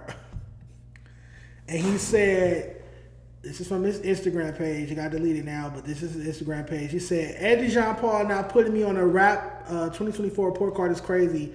You just not trying to make that impact 10. I'm officially done supporting that shit. You fumbled the trophy. So X4 was really, really mad at me the year before last, time is flying, for not putting him on the 2024 LA Rap Report card. But as you guys know, I don't grade deceased rappers and I don't grade incarcerated rappers. Because obviously, like, how do I grade your consistency if you're no longer alive? How do I grade your branding? You can't do interviews. You can't do pop-up shops. You're not going to have endorsements. You know, you're not going to have certain ancillary things in the branding category. Music videos. How do I grade your music videos for the year if you've been in jail all year? You can't shoot music videos. You get what I'm saying? So I was trying to explain that to X4. Treyway as well. Treyway is another artist who made a post just like this when he was locked up and wasn't featured on the report card. I guess they feel like they should still be graded even though they're in jail. But to me, that just doesn't make any sense. So me and X4 had this back and forth. And this is after the because he was on the 2023 freshman cover with Mark Lux, Chef Boy, Lil Veda, Leaky, Yellow Hill, Bravo the Bag Chaser. I feel like that was really the best cover so far. He was on that one. And yeah. Shout out to X4, free him. And I was sorry to hear about his situation and how his homies is doing him. That's fucked up. Let me see. I remember I gave him like a 4 in Impact, and he dropped a whole project called Impact 10. And I was just like, yeah, this nigga's one of them ones. All right, let's see what the chat is talking about before we get to this main topic. Pissy Rainbow, fuck you. Alter Egos, baby. Dejon used to be mad for leaving Lush out, but I realized he had to up our game a little bit. 2026, the year of Lush. We need an A+ for real. Lush has been dropping some songs. I do need to grade Lush. I need to call Lush and talk to him. I haven't talked to him in a few weeks. Oh man, y'all are funny. All right, man. Let's get to the main topic of this stream. We're here to talk about Glasses Malone checking me on West Coast hip hop, as I put it.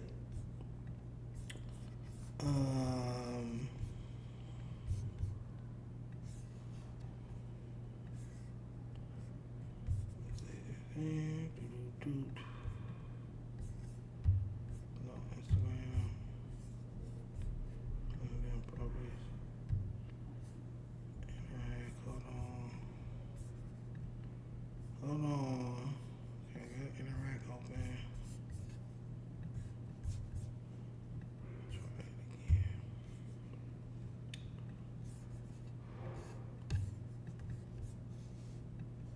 Why is my Instagram thing not working? I could just remove it. Hold on, I'm gonna do it again.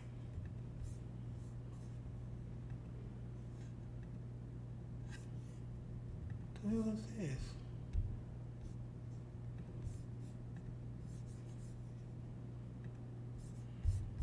Okay, here we go.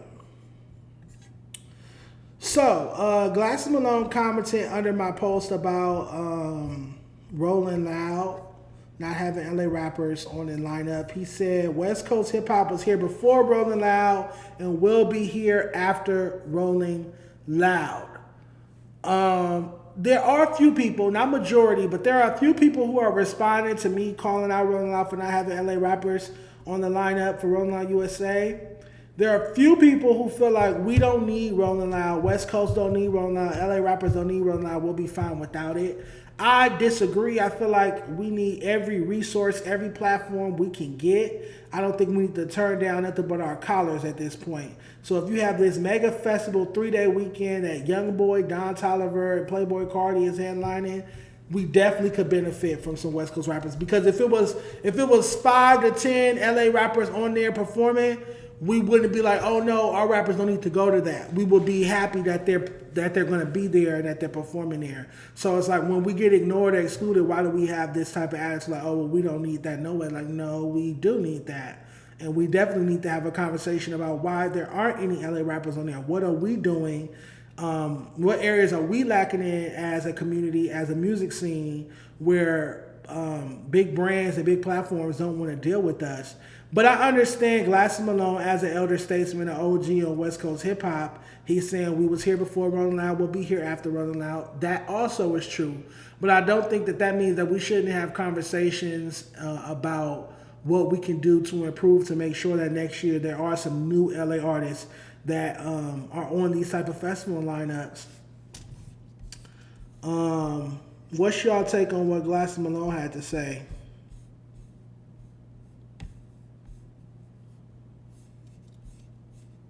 Les Jr., what are you talking about? Who's unblocked?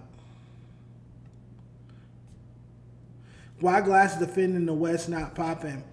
I think that, well, he's just older. I feel like I really don't care about like older people's perspective on this topic, to keep it totally honest, because to me this is about the new rappers. This is about the new LA rappers not being a part of something that's current. Rolling Loud is the biggest hip hop festival in the world, and there are no LA rappers there. So yeah, I mean, I guess we can hear what a 40-year-old has to say about it, but it's really no. This is about the new LA rapper. How do new LA rappers feel about there not being one of them on it? Because Glasses Malone was never going to be selected to be on Rolling Loud, respectfully. You feel me? I don't think they're looking for Glasses Malone, Problems, J-Rocks. You feel me? I don't think they're looking for that era. I don't think they're looking for like YGs and Tigers. They're not looking for 2000s and early 2010s LA rappers to be on, outside of Kendrick, who we're going to talk about in a minute. They're not looking for them to perform at Rolling Loud.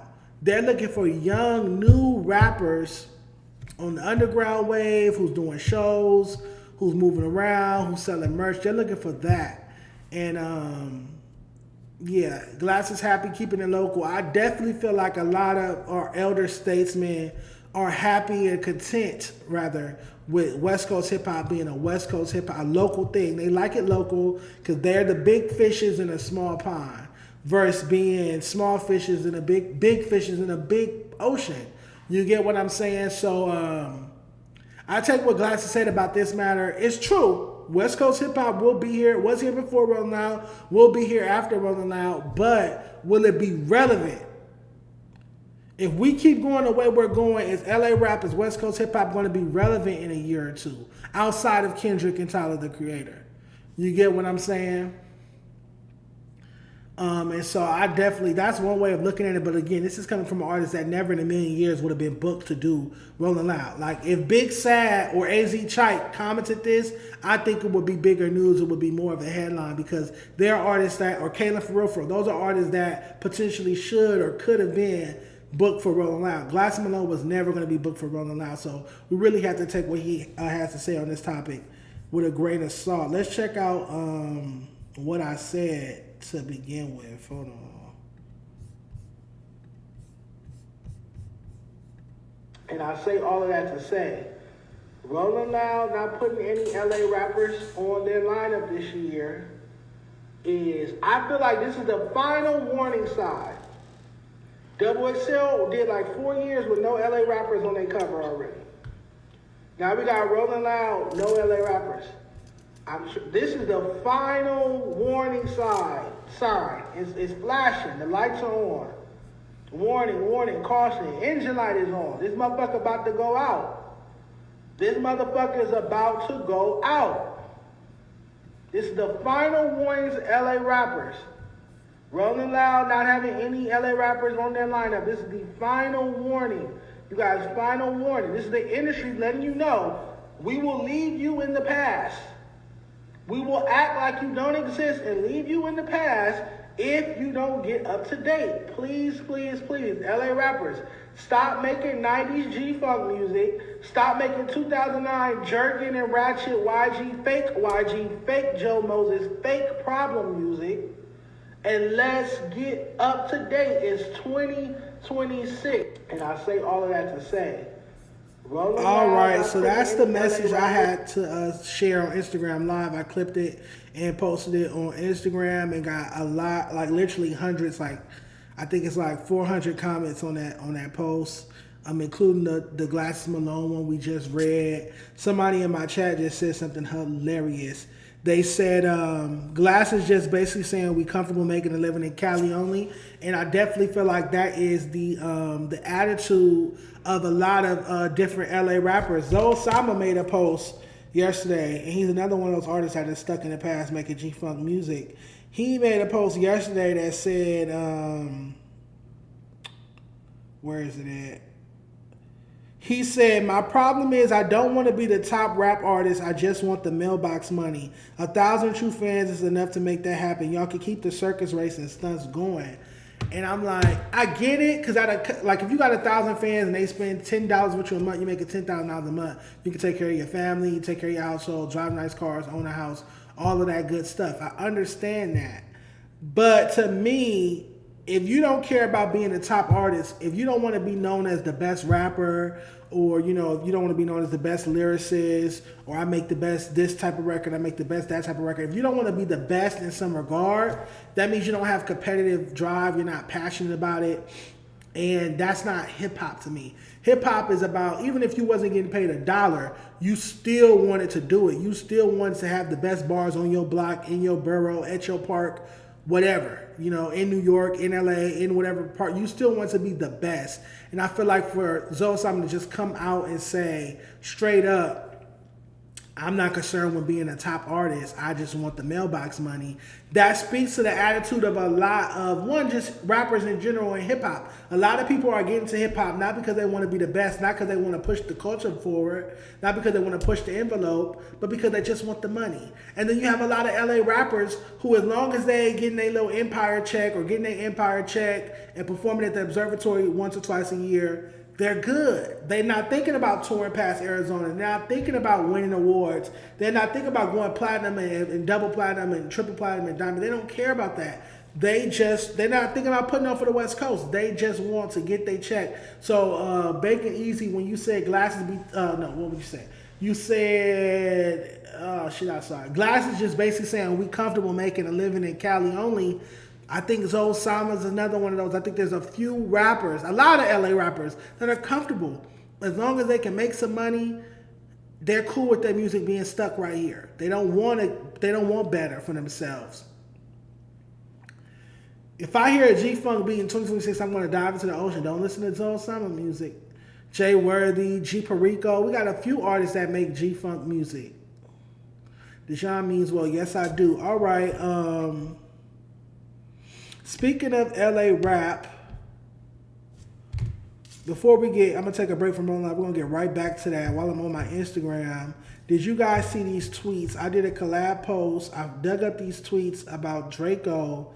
LA rap dying with Draco. Do you think LA rap died with Draco? I did a collab post with Stink's Worst Nightmare. And what's the name of the other page? Strictly for the Stinks. I did a collab post. I dug up the tweets, cropped the tweets. But I wanted to share it with Draco's fans, so I did a collab post with them. This post is at like 7,000 likes, hundreds and hundreds of comments. We're going to read it, and I want to get y'all take on this. The question is, did LA rap fall off or did LA rap die after Draco the Ruler passed in 2021? Jefe Delgado, niggas been crying about LA rap. Y'all killed Draco. It was over after that. Pixelated Boobs, man, I miss Draco. You LA niggas can't rap for real. Juicy Gina, LA rap ain't been the same since Draco died. You niggas suck. Young Rico Stoner, Draco died and LA rap fell off a cliff. Influence You, LA rap died with Draco. Shifty Reed, ever since Draco died, the LA rap scene been bunk. Corey Amari, shout out to him. LA rap scene ain't been it since Draco been gone. Let's be real, long live Draco the Ruler. Ant Nor, long live Draco, LA rap ain't been the same, man. Ixter, LA rap really dead without Draco, man. Lawrence Mason, Draco was the hardest rapper coming out of LA. Their rap scene hasn't been the same since he been dead. So, what's y'all take on this? The timeline, let me look it up. Let me see the poll. Pause. So, 7,015 likes, 540 comments, 1,800 shares, 1,433 votes. 87% said yes, 13% said no. What's your take on this? Did LA rap die with Draco the Ruler? Moose Man, shout out to you. He said that's a good take. Joe Moses just want to coach football and rap on the side. You funny, Bacon Easy. That's pretty funny. We got to find all the remaining G-Funk beat makers and influence them to mature their craft. That part. Kenny Malice will save LA. I think not embracing Tyler aided to the downfall.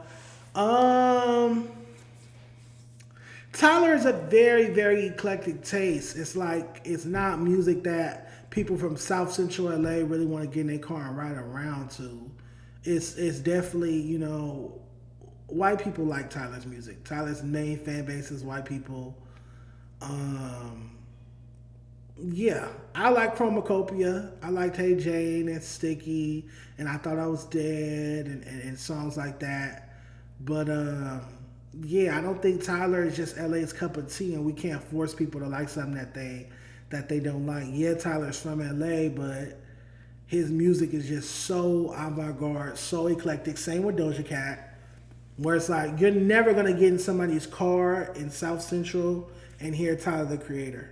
Ever. You would hear Draco, Blue Bucks Clan, Big Sad, early RJ, early Joe Moses, early YG, lots of Nipsey music. You're never ever gonna get in somebody's car in South Central and hear Tyler the Creator. 0% chance. Like 0.01110000111% chance of that.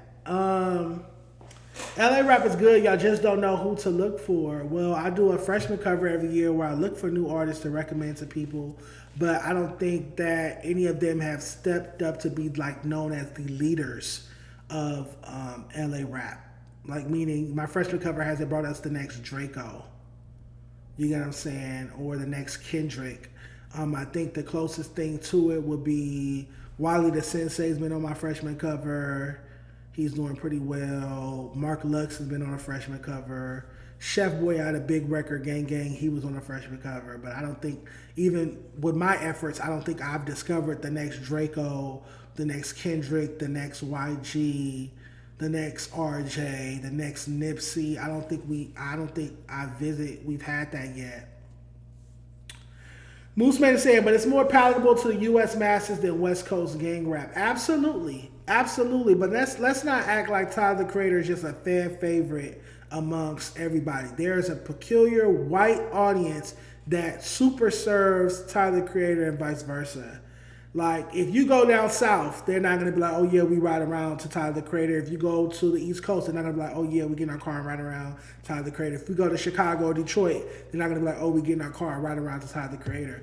Tyler the Creator is an eclectic alternative. I think he even got nominated for or won, if I'm not mistaken, a pop Grammy. Like, he makes music for white people. Like, you would have to go ask young white people, college goers, and young alternative white people. That's like their gateway drug to hip hop. Tyler the Creator.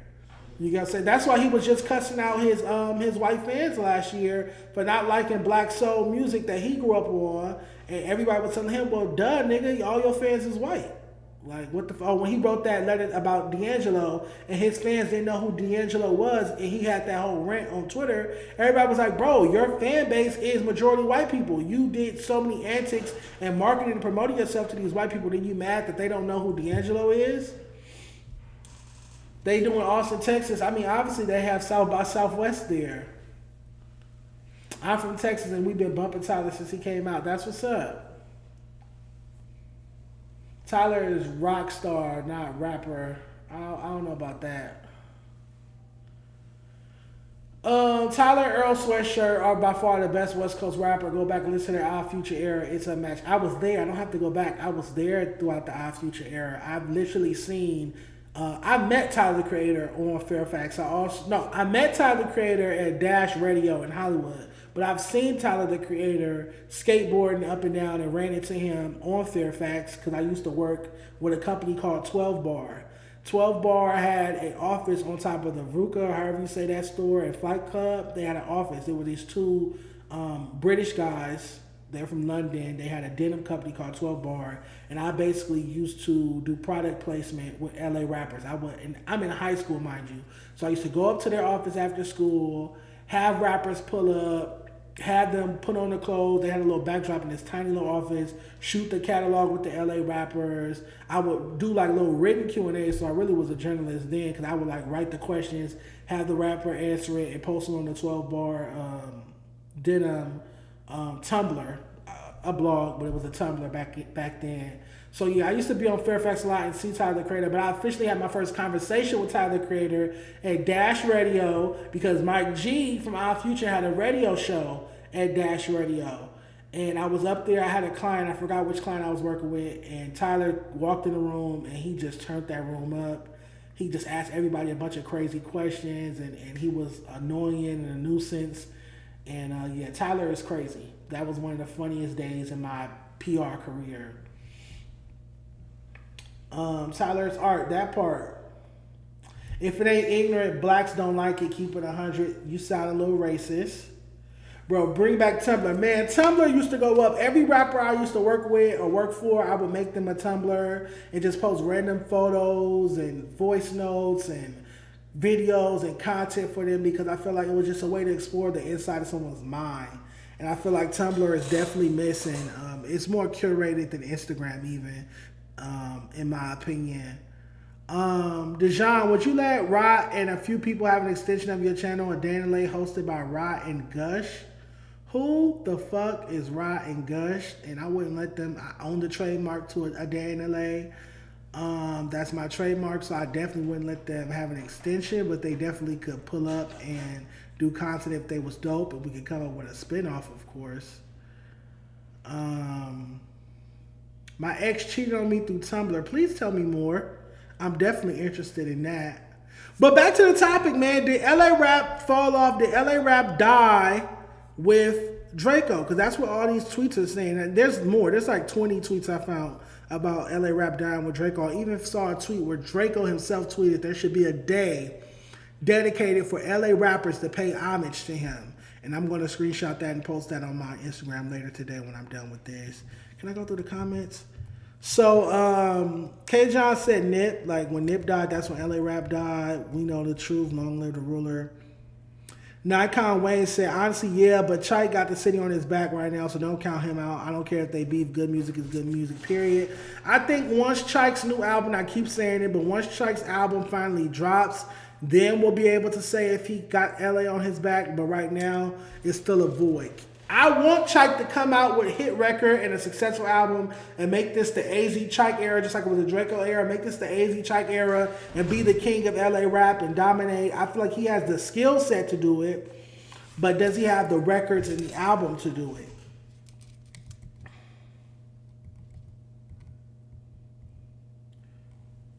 Draco cool and all, but it really hurt when Nipsey passed. I definitely think that was an L for West Coast LA rap too. That man was about to change the whole game and his music hits the soul.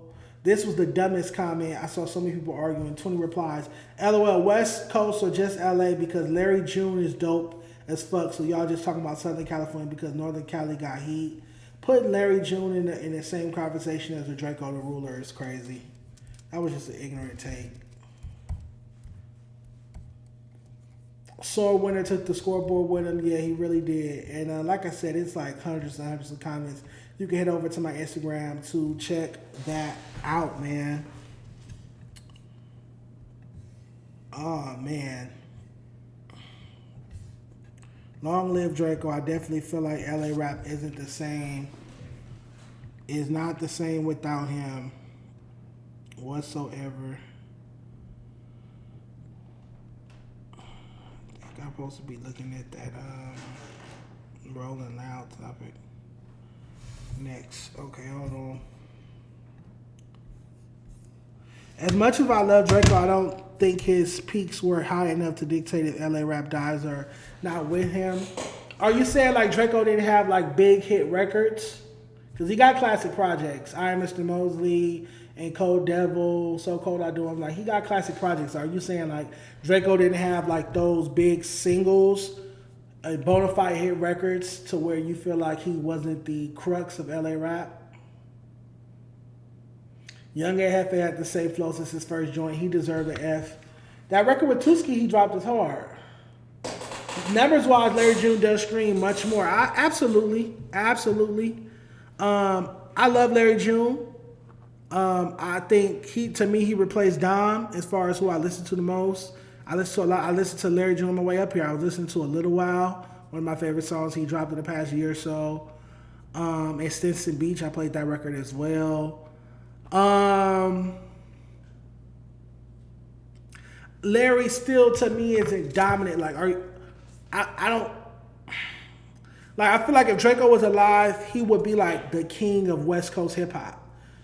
Are you gonna call Larry June that? Like, I feel like that comes with a certain persona. Like, Larry's not competitive enough. Larry is so scary and timid, he won't even call out Dom Kennedy. Larry and Dom been beefing for years. People don't even know that. But Larry's so timid, he won't even call out Dom and drop a diss record or talk about it in an interview or just post about it, XYZ.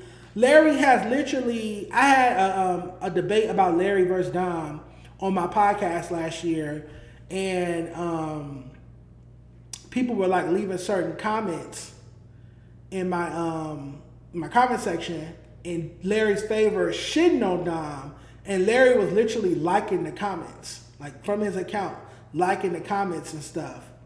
And then the person who was on the podcast with me that reposted a clip of the debate posted on his page, and Larry actually liked it and left a comment, and he was talking shit about Dom. He was like, in the video, the guy was saying like Dom's whack, Dom's washed up, it's all about Larry June, and Larry left a fire emoji and liked it. So that's how I know Larry definitely has an issue or feels like he's surpassing Dom, but he won't even put a name or a number on it. He won't even like address it properly.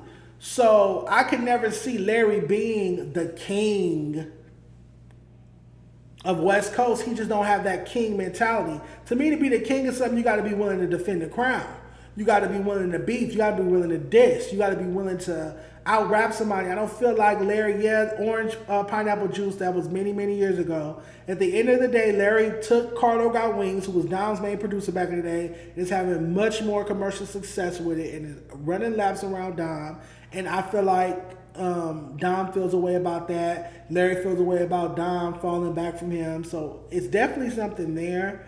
And yeah, that just lets me know, like, I don't think Larry has what it takes to be the king. Larry is kind of like what Dom was. Dom was never the king of West Coast. He was hard, classic projects, big records, touring, all of that. But he was never the king. He was never the it guy. He didn't have that factor. He didn't have that dog in him.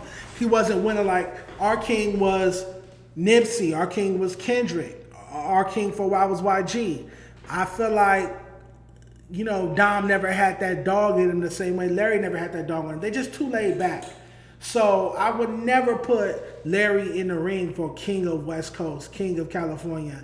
He don't have what it takes. It takes a tenacity, a certain tenaciousness or whatever to be the king of a region. You got to really have that dog in you.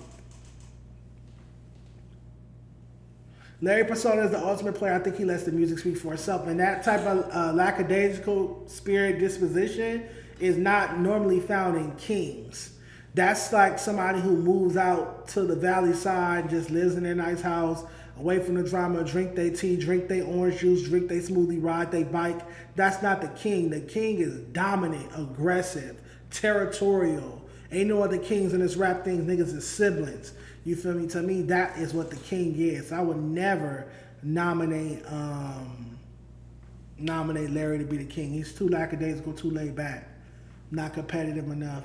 Larry more culturally relevant to the United States. Draco doesn't have a great escape with Alchemist. I agree. Larry's music traveled more than Draco. Larry's been nominated for BET Awards. Larry sold like 20-something thousand first week with that album with Cardo a few years ago. Larry's doing his thing. But it's just about disposition. Like, he don't have the disposition. He don't have the attitude of a king of rap. I can never see myself calling him. It's like a cultural thing. You feel me? I can never see myself calling Larry the king of West Coast, king of Cali. Like, he not going to defend that title. He seemed like he don't care about. He seemed like he'll be offended if you call him that. Like, he be like, I don't care about that shit. That shit is stupid. I don't care about no titles. I just want to get my money and drink my smoothie. You get what I'm saying? Like, it's a certain attitude you got to have that title. It's a certain bravado. And Larry doesn't have that, in my opinion. He's just missing that factor. It's just a certain factor that he's missing. Let me pull up this Rolling Loud. Tariq, the founder of Rolling Loud, has something to say. Hold on.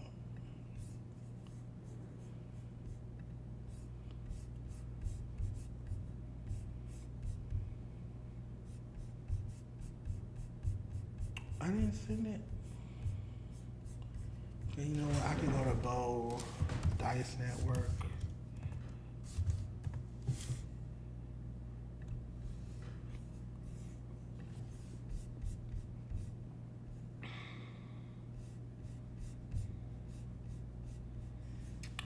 What are we gonna see? Okay, so you guys know I've been ranting about there not being any LA rappers at the at Rolling Loud, but apparently Kendrick Lamar, who's not a new LA rapper, but LA rapper nonetheless, was invited. Shout out to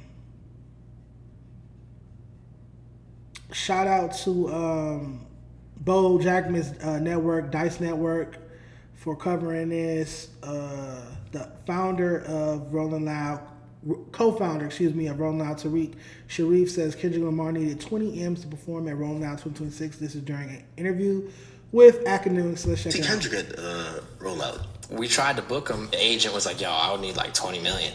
What? What's he doing at Rolling Loud? He's selling out stadiums. It's not about the bag for him. He's, What are we going to see Kendrick at Roll Loud? We tried to book him. The agent was like, yo, I would need like 20. So obviously 20 million for a festival is a hefty cost. I think that's kind of like a I don't want to do it anyways type of price to set. That's I don't want to be there. I don't want to headline your festival, so I'm going to charge you an insane amount that you're not going to even be able to pay me, that you're not even going to want to pay me. So, it's kind of like a professional way of saying, nah, fuck your festival. What's your take on that?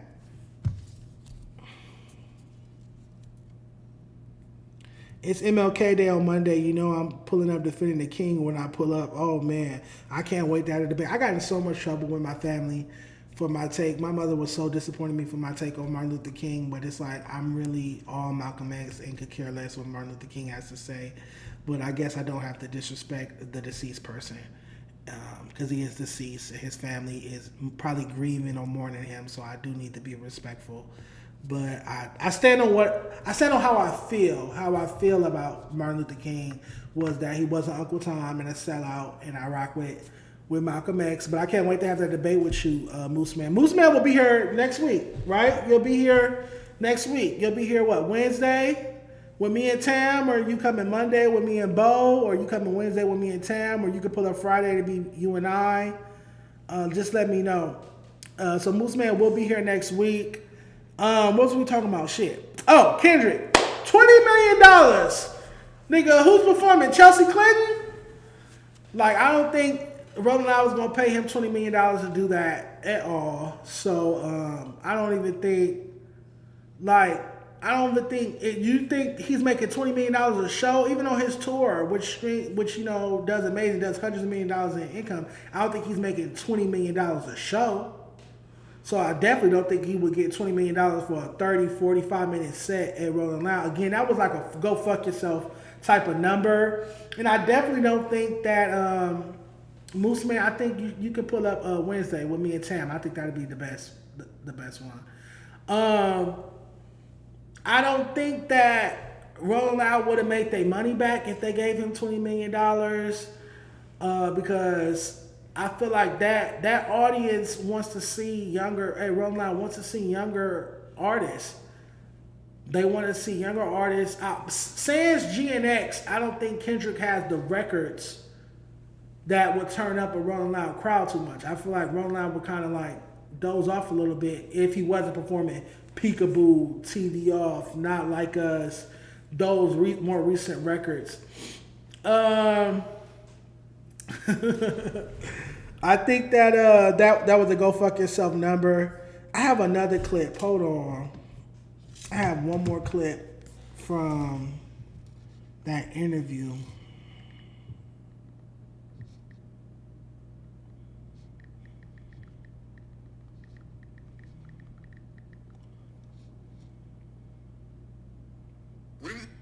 So is that the criteria for like a headliner that they Okay, here we go out by themselves and probably fill an arena? You have to.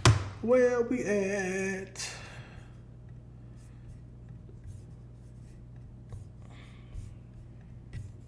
So is that the criteria for like a headliner that they could go out by themselves and probably fill an arena? You have. If you can't sell out an arena, you cannot headline Rolling Loud. What do I look like putting you in front as like my anchor that needs to sell me 50, 60, 70, 80,000 tickets, for your day, and you can't even do 10,000, 15,000 at an arena by yourself? Like, come on. So is that the criteria for like a headliner that they could go out by themselves and probably fill an arena? So when I went to watch this interview with Tariq, the co-founder of Rolling Loud, on Academics platform. I really want to just see if I could find any more research or explanations as to why there's no LA rappers on the lineup. There was no direct verbiage with him saying we intentionally didn't book anybody from LA or the West Coast because woo woo woo. Even though there is somebody from the IE, her name is Molly something. She's like a rave type underground artist, but she's from the IE. She's from Fontana. She's not from LA, and she's not black. Not that that matters, but she's not an LA rapper regardless. But I just wanted more context. You know, context matters.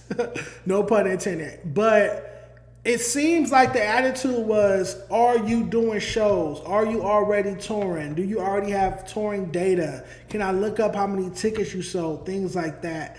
I think those things went into account after watching this interview, or the bulk of this interview.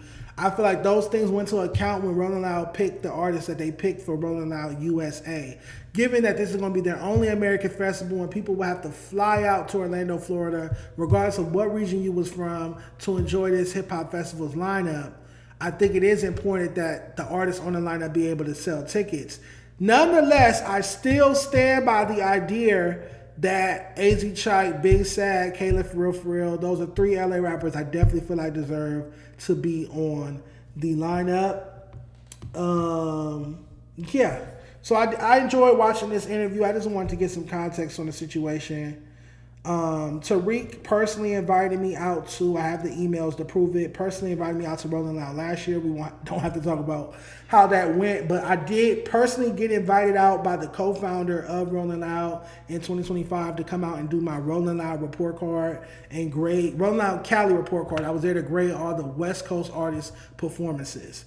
And that's why on Sunday I went to go see Greedo, and then I went to go see Dom, and then XYZ happened, which, you know, kind of ruined that whole rollout. King Palm had gave me some bread to be the official sponsor of the Rolling Loud report card. I had the blank Rolling Loud report card on me. I posted it.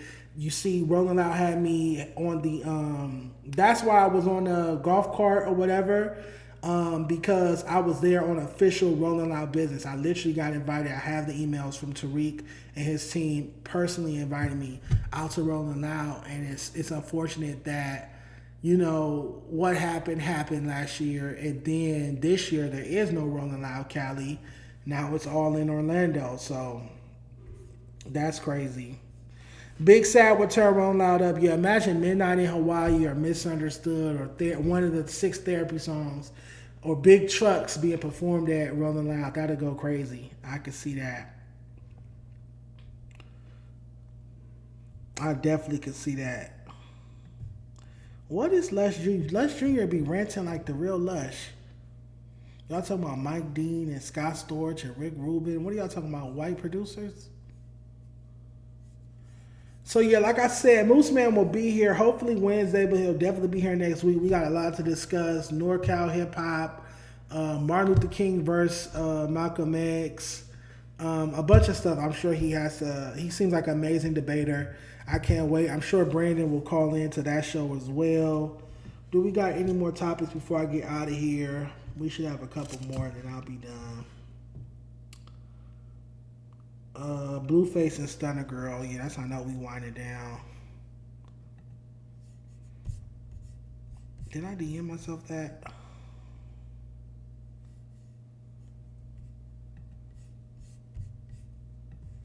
Somebody tagged me in it. I wanted to play the new Blueface Stunner Girl song. Hold on, let me send myself that. It's trash.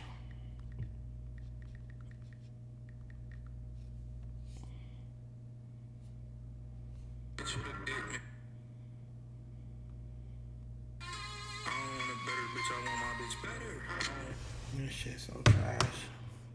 This is what I be meaning when I say ABC 123 Dr. Seuss raps, y'all. I didn't even post it. We gotta go to another West Coast page because I'm not posting this shit on my page.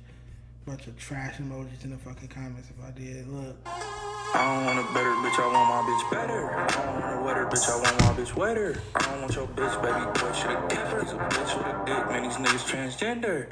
On the dead on these niggas, I can tender. I don't want a better bitch, I want my bitch better. I don't want a wetter bitch, I want my bitch wetter. I don't want your bitch, baby boy, should've kept her. He's a bitch with a dick, man, these niggas transgender. A bitch with a dick, man, you niggas transgender. I ain't never took a loan, dumb nigga, I'm a lender.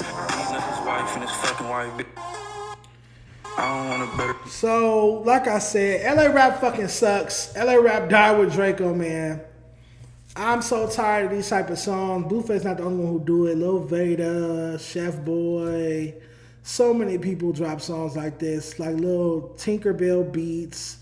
Little do the FB production type style. Little piano keys, xylophone keys, or soft piano keys. Little G-Funk synth going off in the background. Dr. Seuss ass rhymes. This shit is bunk skunk to me. Like, this shit is bunk skunk. This shit, and the thing about it, Blueface has so much visibility. This song, this video is going to be all over the timeline if it's not already. People in the South, East Coast, Midwest going to see it, be like, yeah, LA rap sucks. And this is why we don't see LA rappers on Rolling Loud. This is why we don't see LA rappers often on XXL Freshman or nominated for certain awards or touring past Arizona, because when they do hear our music, 9 times out of 10, unless it's Kendrick or Tyler, it's this type of shit. It's like F-grade quality. Let's listen to it one more time. Bitch, I want my bitch better. I don't want a wetter bitch, I want my bitch wetter. I don't want your bitch, baby boy, should've RJ ass beat. Man, these niggas transgender. On the dead on these niggas, I can tender. I don't want a better bitch, I want my bitch better. RJ 2015 beat. I don't want your bitch, baby boy, should've kept her. He's a bitch with a dick, man, these niggas transgender. A bitch with a dick, man, you niggas transgender. I ain't never took a loan, dumb nigga, I'm a lender. Beating up his wife and his fucking wife, bitch. I don't want a better bitch, I think that last bar was about Rich Trapper beating up his wife. A nigga transgender. I think that was about him. But yeah, that shit is trash. How y'all feel about it?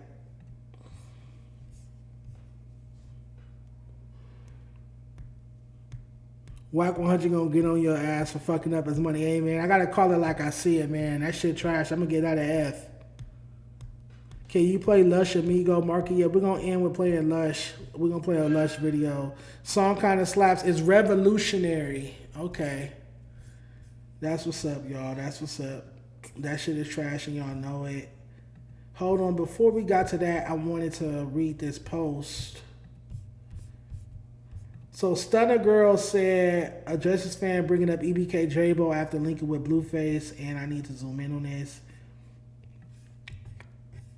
She said, why do y'all bring J-Bo up in everything I do? That's my dog, and I will always love him, and he will always love me. But y'all know we wasn't together before he got locked up, so stop it.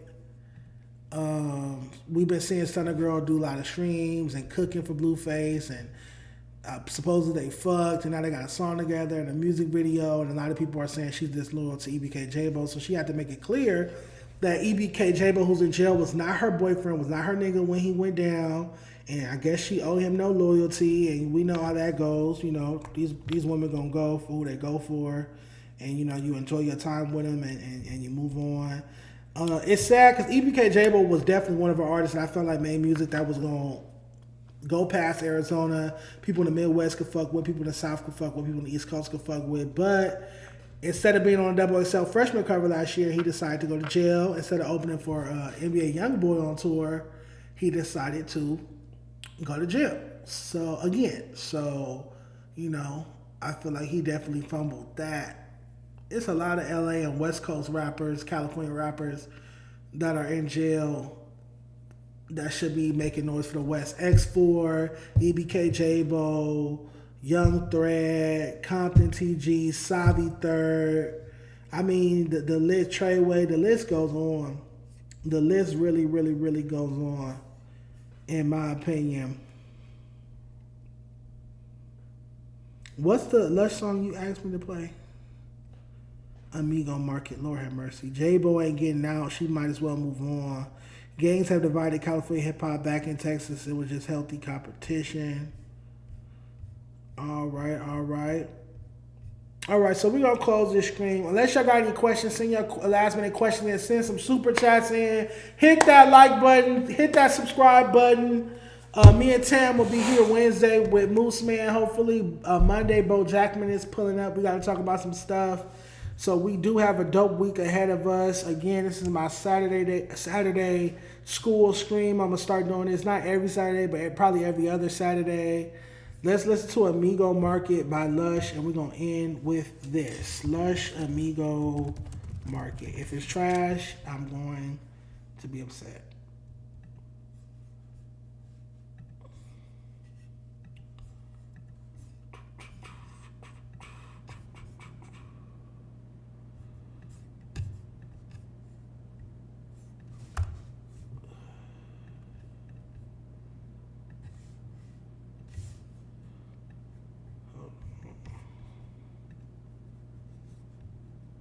Where is that?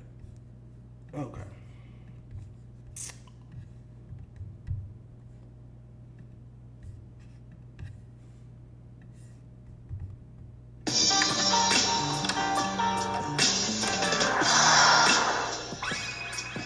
I could kill an 8-ball in one sniff. Some call it a problem, but I call it a gift.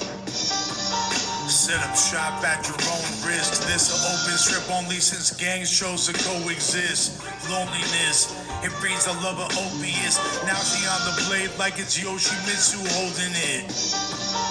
Melrose in a state of chromelessness. Vultures swarming around the homeless like they got a bone to pick. Opps slide like it's October 6th. The conflict old as shit, like some Jews and Roman shit. Neighbors won't snitch, they known to smoke the nosiest. In trap queens, but that ain't Fetty Wap only hit. Overdose on the discography. Can't motorboat the tits of this addiction, cause they out of reach. MS sit up on the side like a sneaky link. Won't compromise for Johnny's, tell them vodka, I'ma plead the fifth. Homicide rate dropping. This PCB addiction got the zombies grave robbing. Don't know the clerk's name, but I call them both bruh. Unk asking me to hold something like an old grudge. We not in Kansas anymore. Selling pieces like a checkerboard, and they got plenty more. Nonchalant while the homeless spawn off trauma bonded gothic. Bitch off the poppers like Red and Bacher, that's a hotter topic. A city slicker off that Billy Crystal. They're from the pharmacia, but these pills official. Got amphetamines on 7th Street. I'll take one of everything up in this stove, except some sleep. Nepotism beat my next addiction. Hypochondriac or hyper-conscientious. My Chemical Romance is a candy flip. Okay, I'm only interested in Lush's verse. Or rap performance. Beat banging. Like the boom bap with like whatever little sample mix blended into it. Was fucking with that. Was fucking with the beat. Definitely a head knocker. There were parts of Lush's flow where he sounded black. And there were parts of Lush's flow where he sounded like a real MC. And then there were like, especially like towards the end of each bar, you could hear the Travis Barker, cause I get them clapping. Like you could hear that. You could kind of hear that towards the end of most of his bars. But like in the interim, he found pockets where he sounded like a real MC. But then the Jimmy from Grand Theft Auto, whatever that white Mike's son from Grand Theft Auto's name is, that guy, DeSanta, he start that voice, that attitude, that disposition kind of seeps out. Yeah. What he's saying, amphetamines on 7th Street, like certain like wordplay like that. I'll take one of everything in this store except for some sleep, like, you know, certain things like that. Was clever. I don't hate that. I give that a strong C. If he could like cut out that corny white parody crust. It's like it's a peanut butter jelly sandwich that needs the crust cut off of it. If you could cut the crust off of it and just give us the center of that sandwich, I think he could be took serious because, yeah. Hope his nepotism beats his next edition. Fuck it.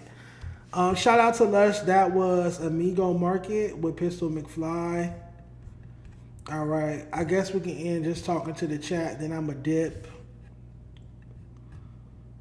Let me see what the chat talking about.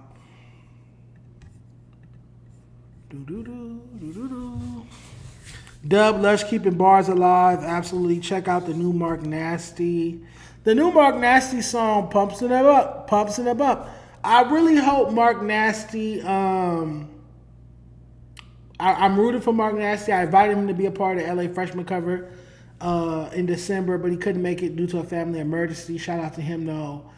I'm rooting for him, but that song sounds very old school West Coast hip hop, very not performed past Arizona, stuck in a box. I love his energy. His energy is young and fresh, but some of the sonics and production and formats he's using is very. It's like he's on that song particularly. He's blending G-Funk with the ratchet YG Joe Moses shit and blending it together, and I just don't think that is going to get him far past Arizona.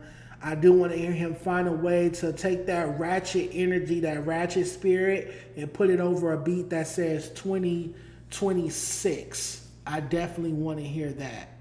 But shout out to Mark Nasty. Pumps in the up, pumps in the up, pumps in the back. It's like, it's a step above Lil Veda and Leaky, but it's still not where it needs to be just yet.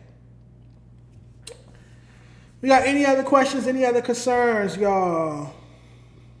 Any other questions, any other concerns?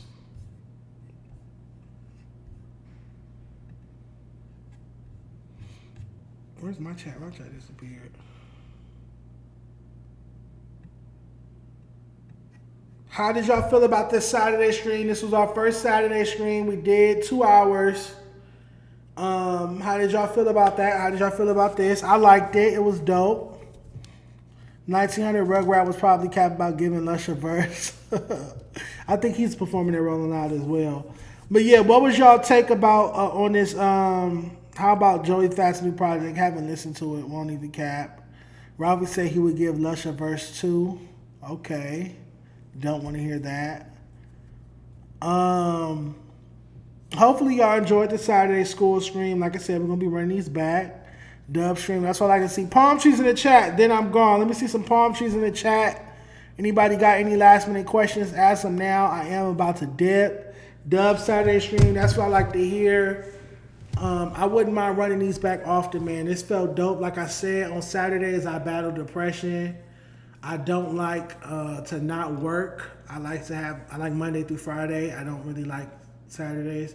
So it was dope to just come up here and talk to y'all. No co-host. When we do these Saturday streams, there's never going to be a co-host. I just want to come up here and like talk to y'all and kind of vibe out and clear my mind. I don't even I got on, this is the shirt. This shirt's so faded. I wear this shirt around the house. I just got on like bullshit, whatever. Just came up here just to talk to y'all. Saturday stream was fire. Thank you. Palm trees in the chat. I appreciate you. Hit that like button. Subscribe. I'm going to go ahead and get off of here. We'll be back on Monday with Bo Jackman. Stream. Monday show. And then Wednesday with Tam and Moose Man. It's all right. Peace. See you guys later. Appreciate you. Thank you for your time.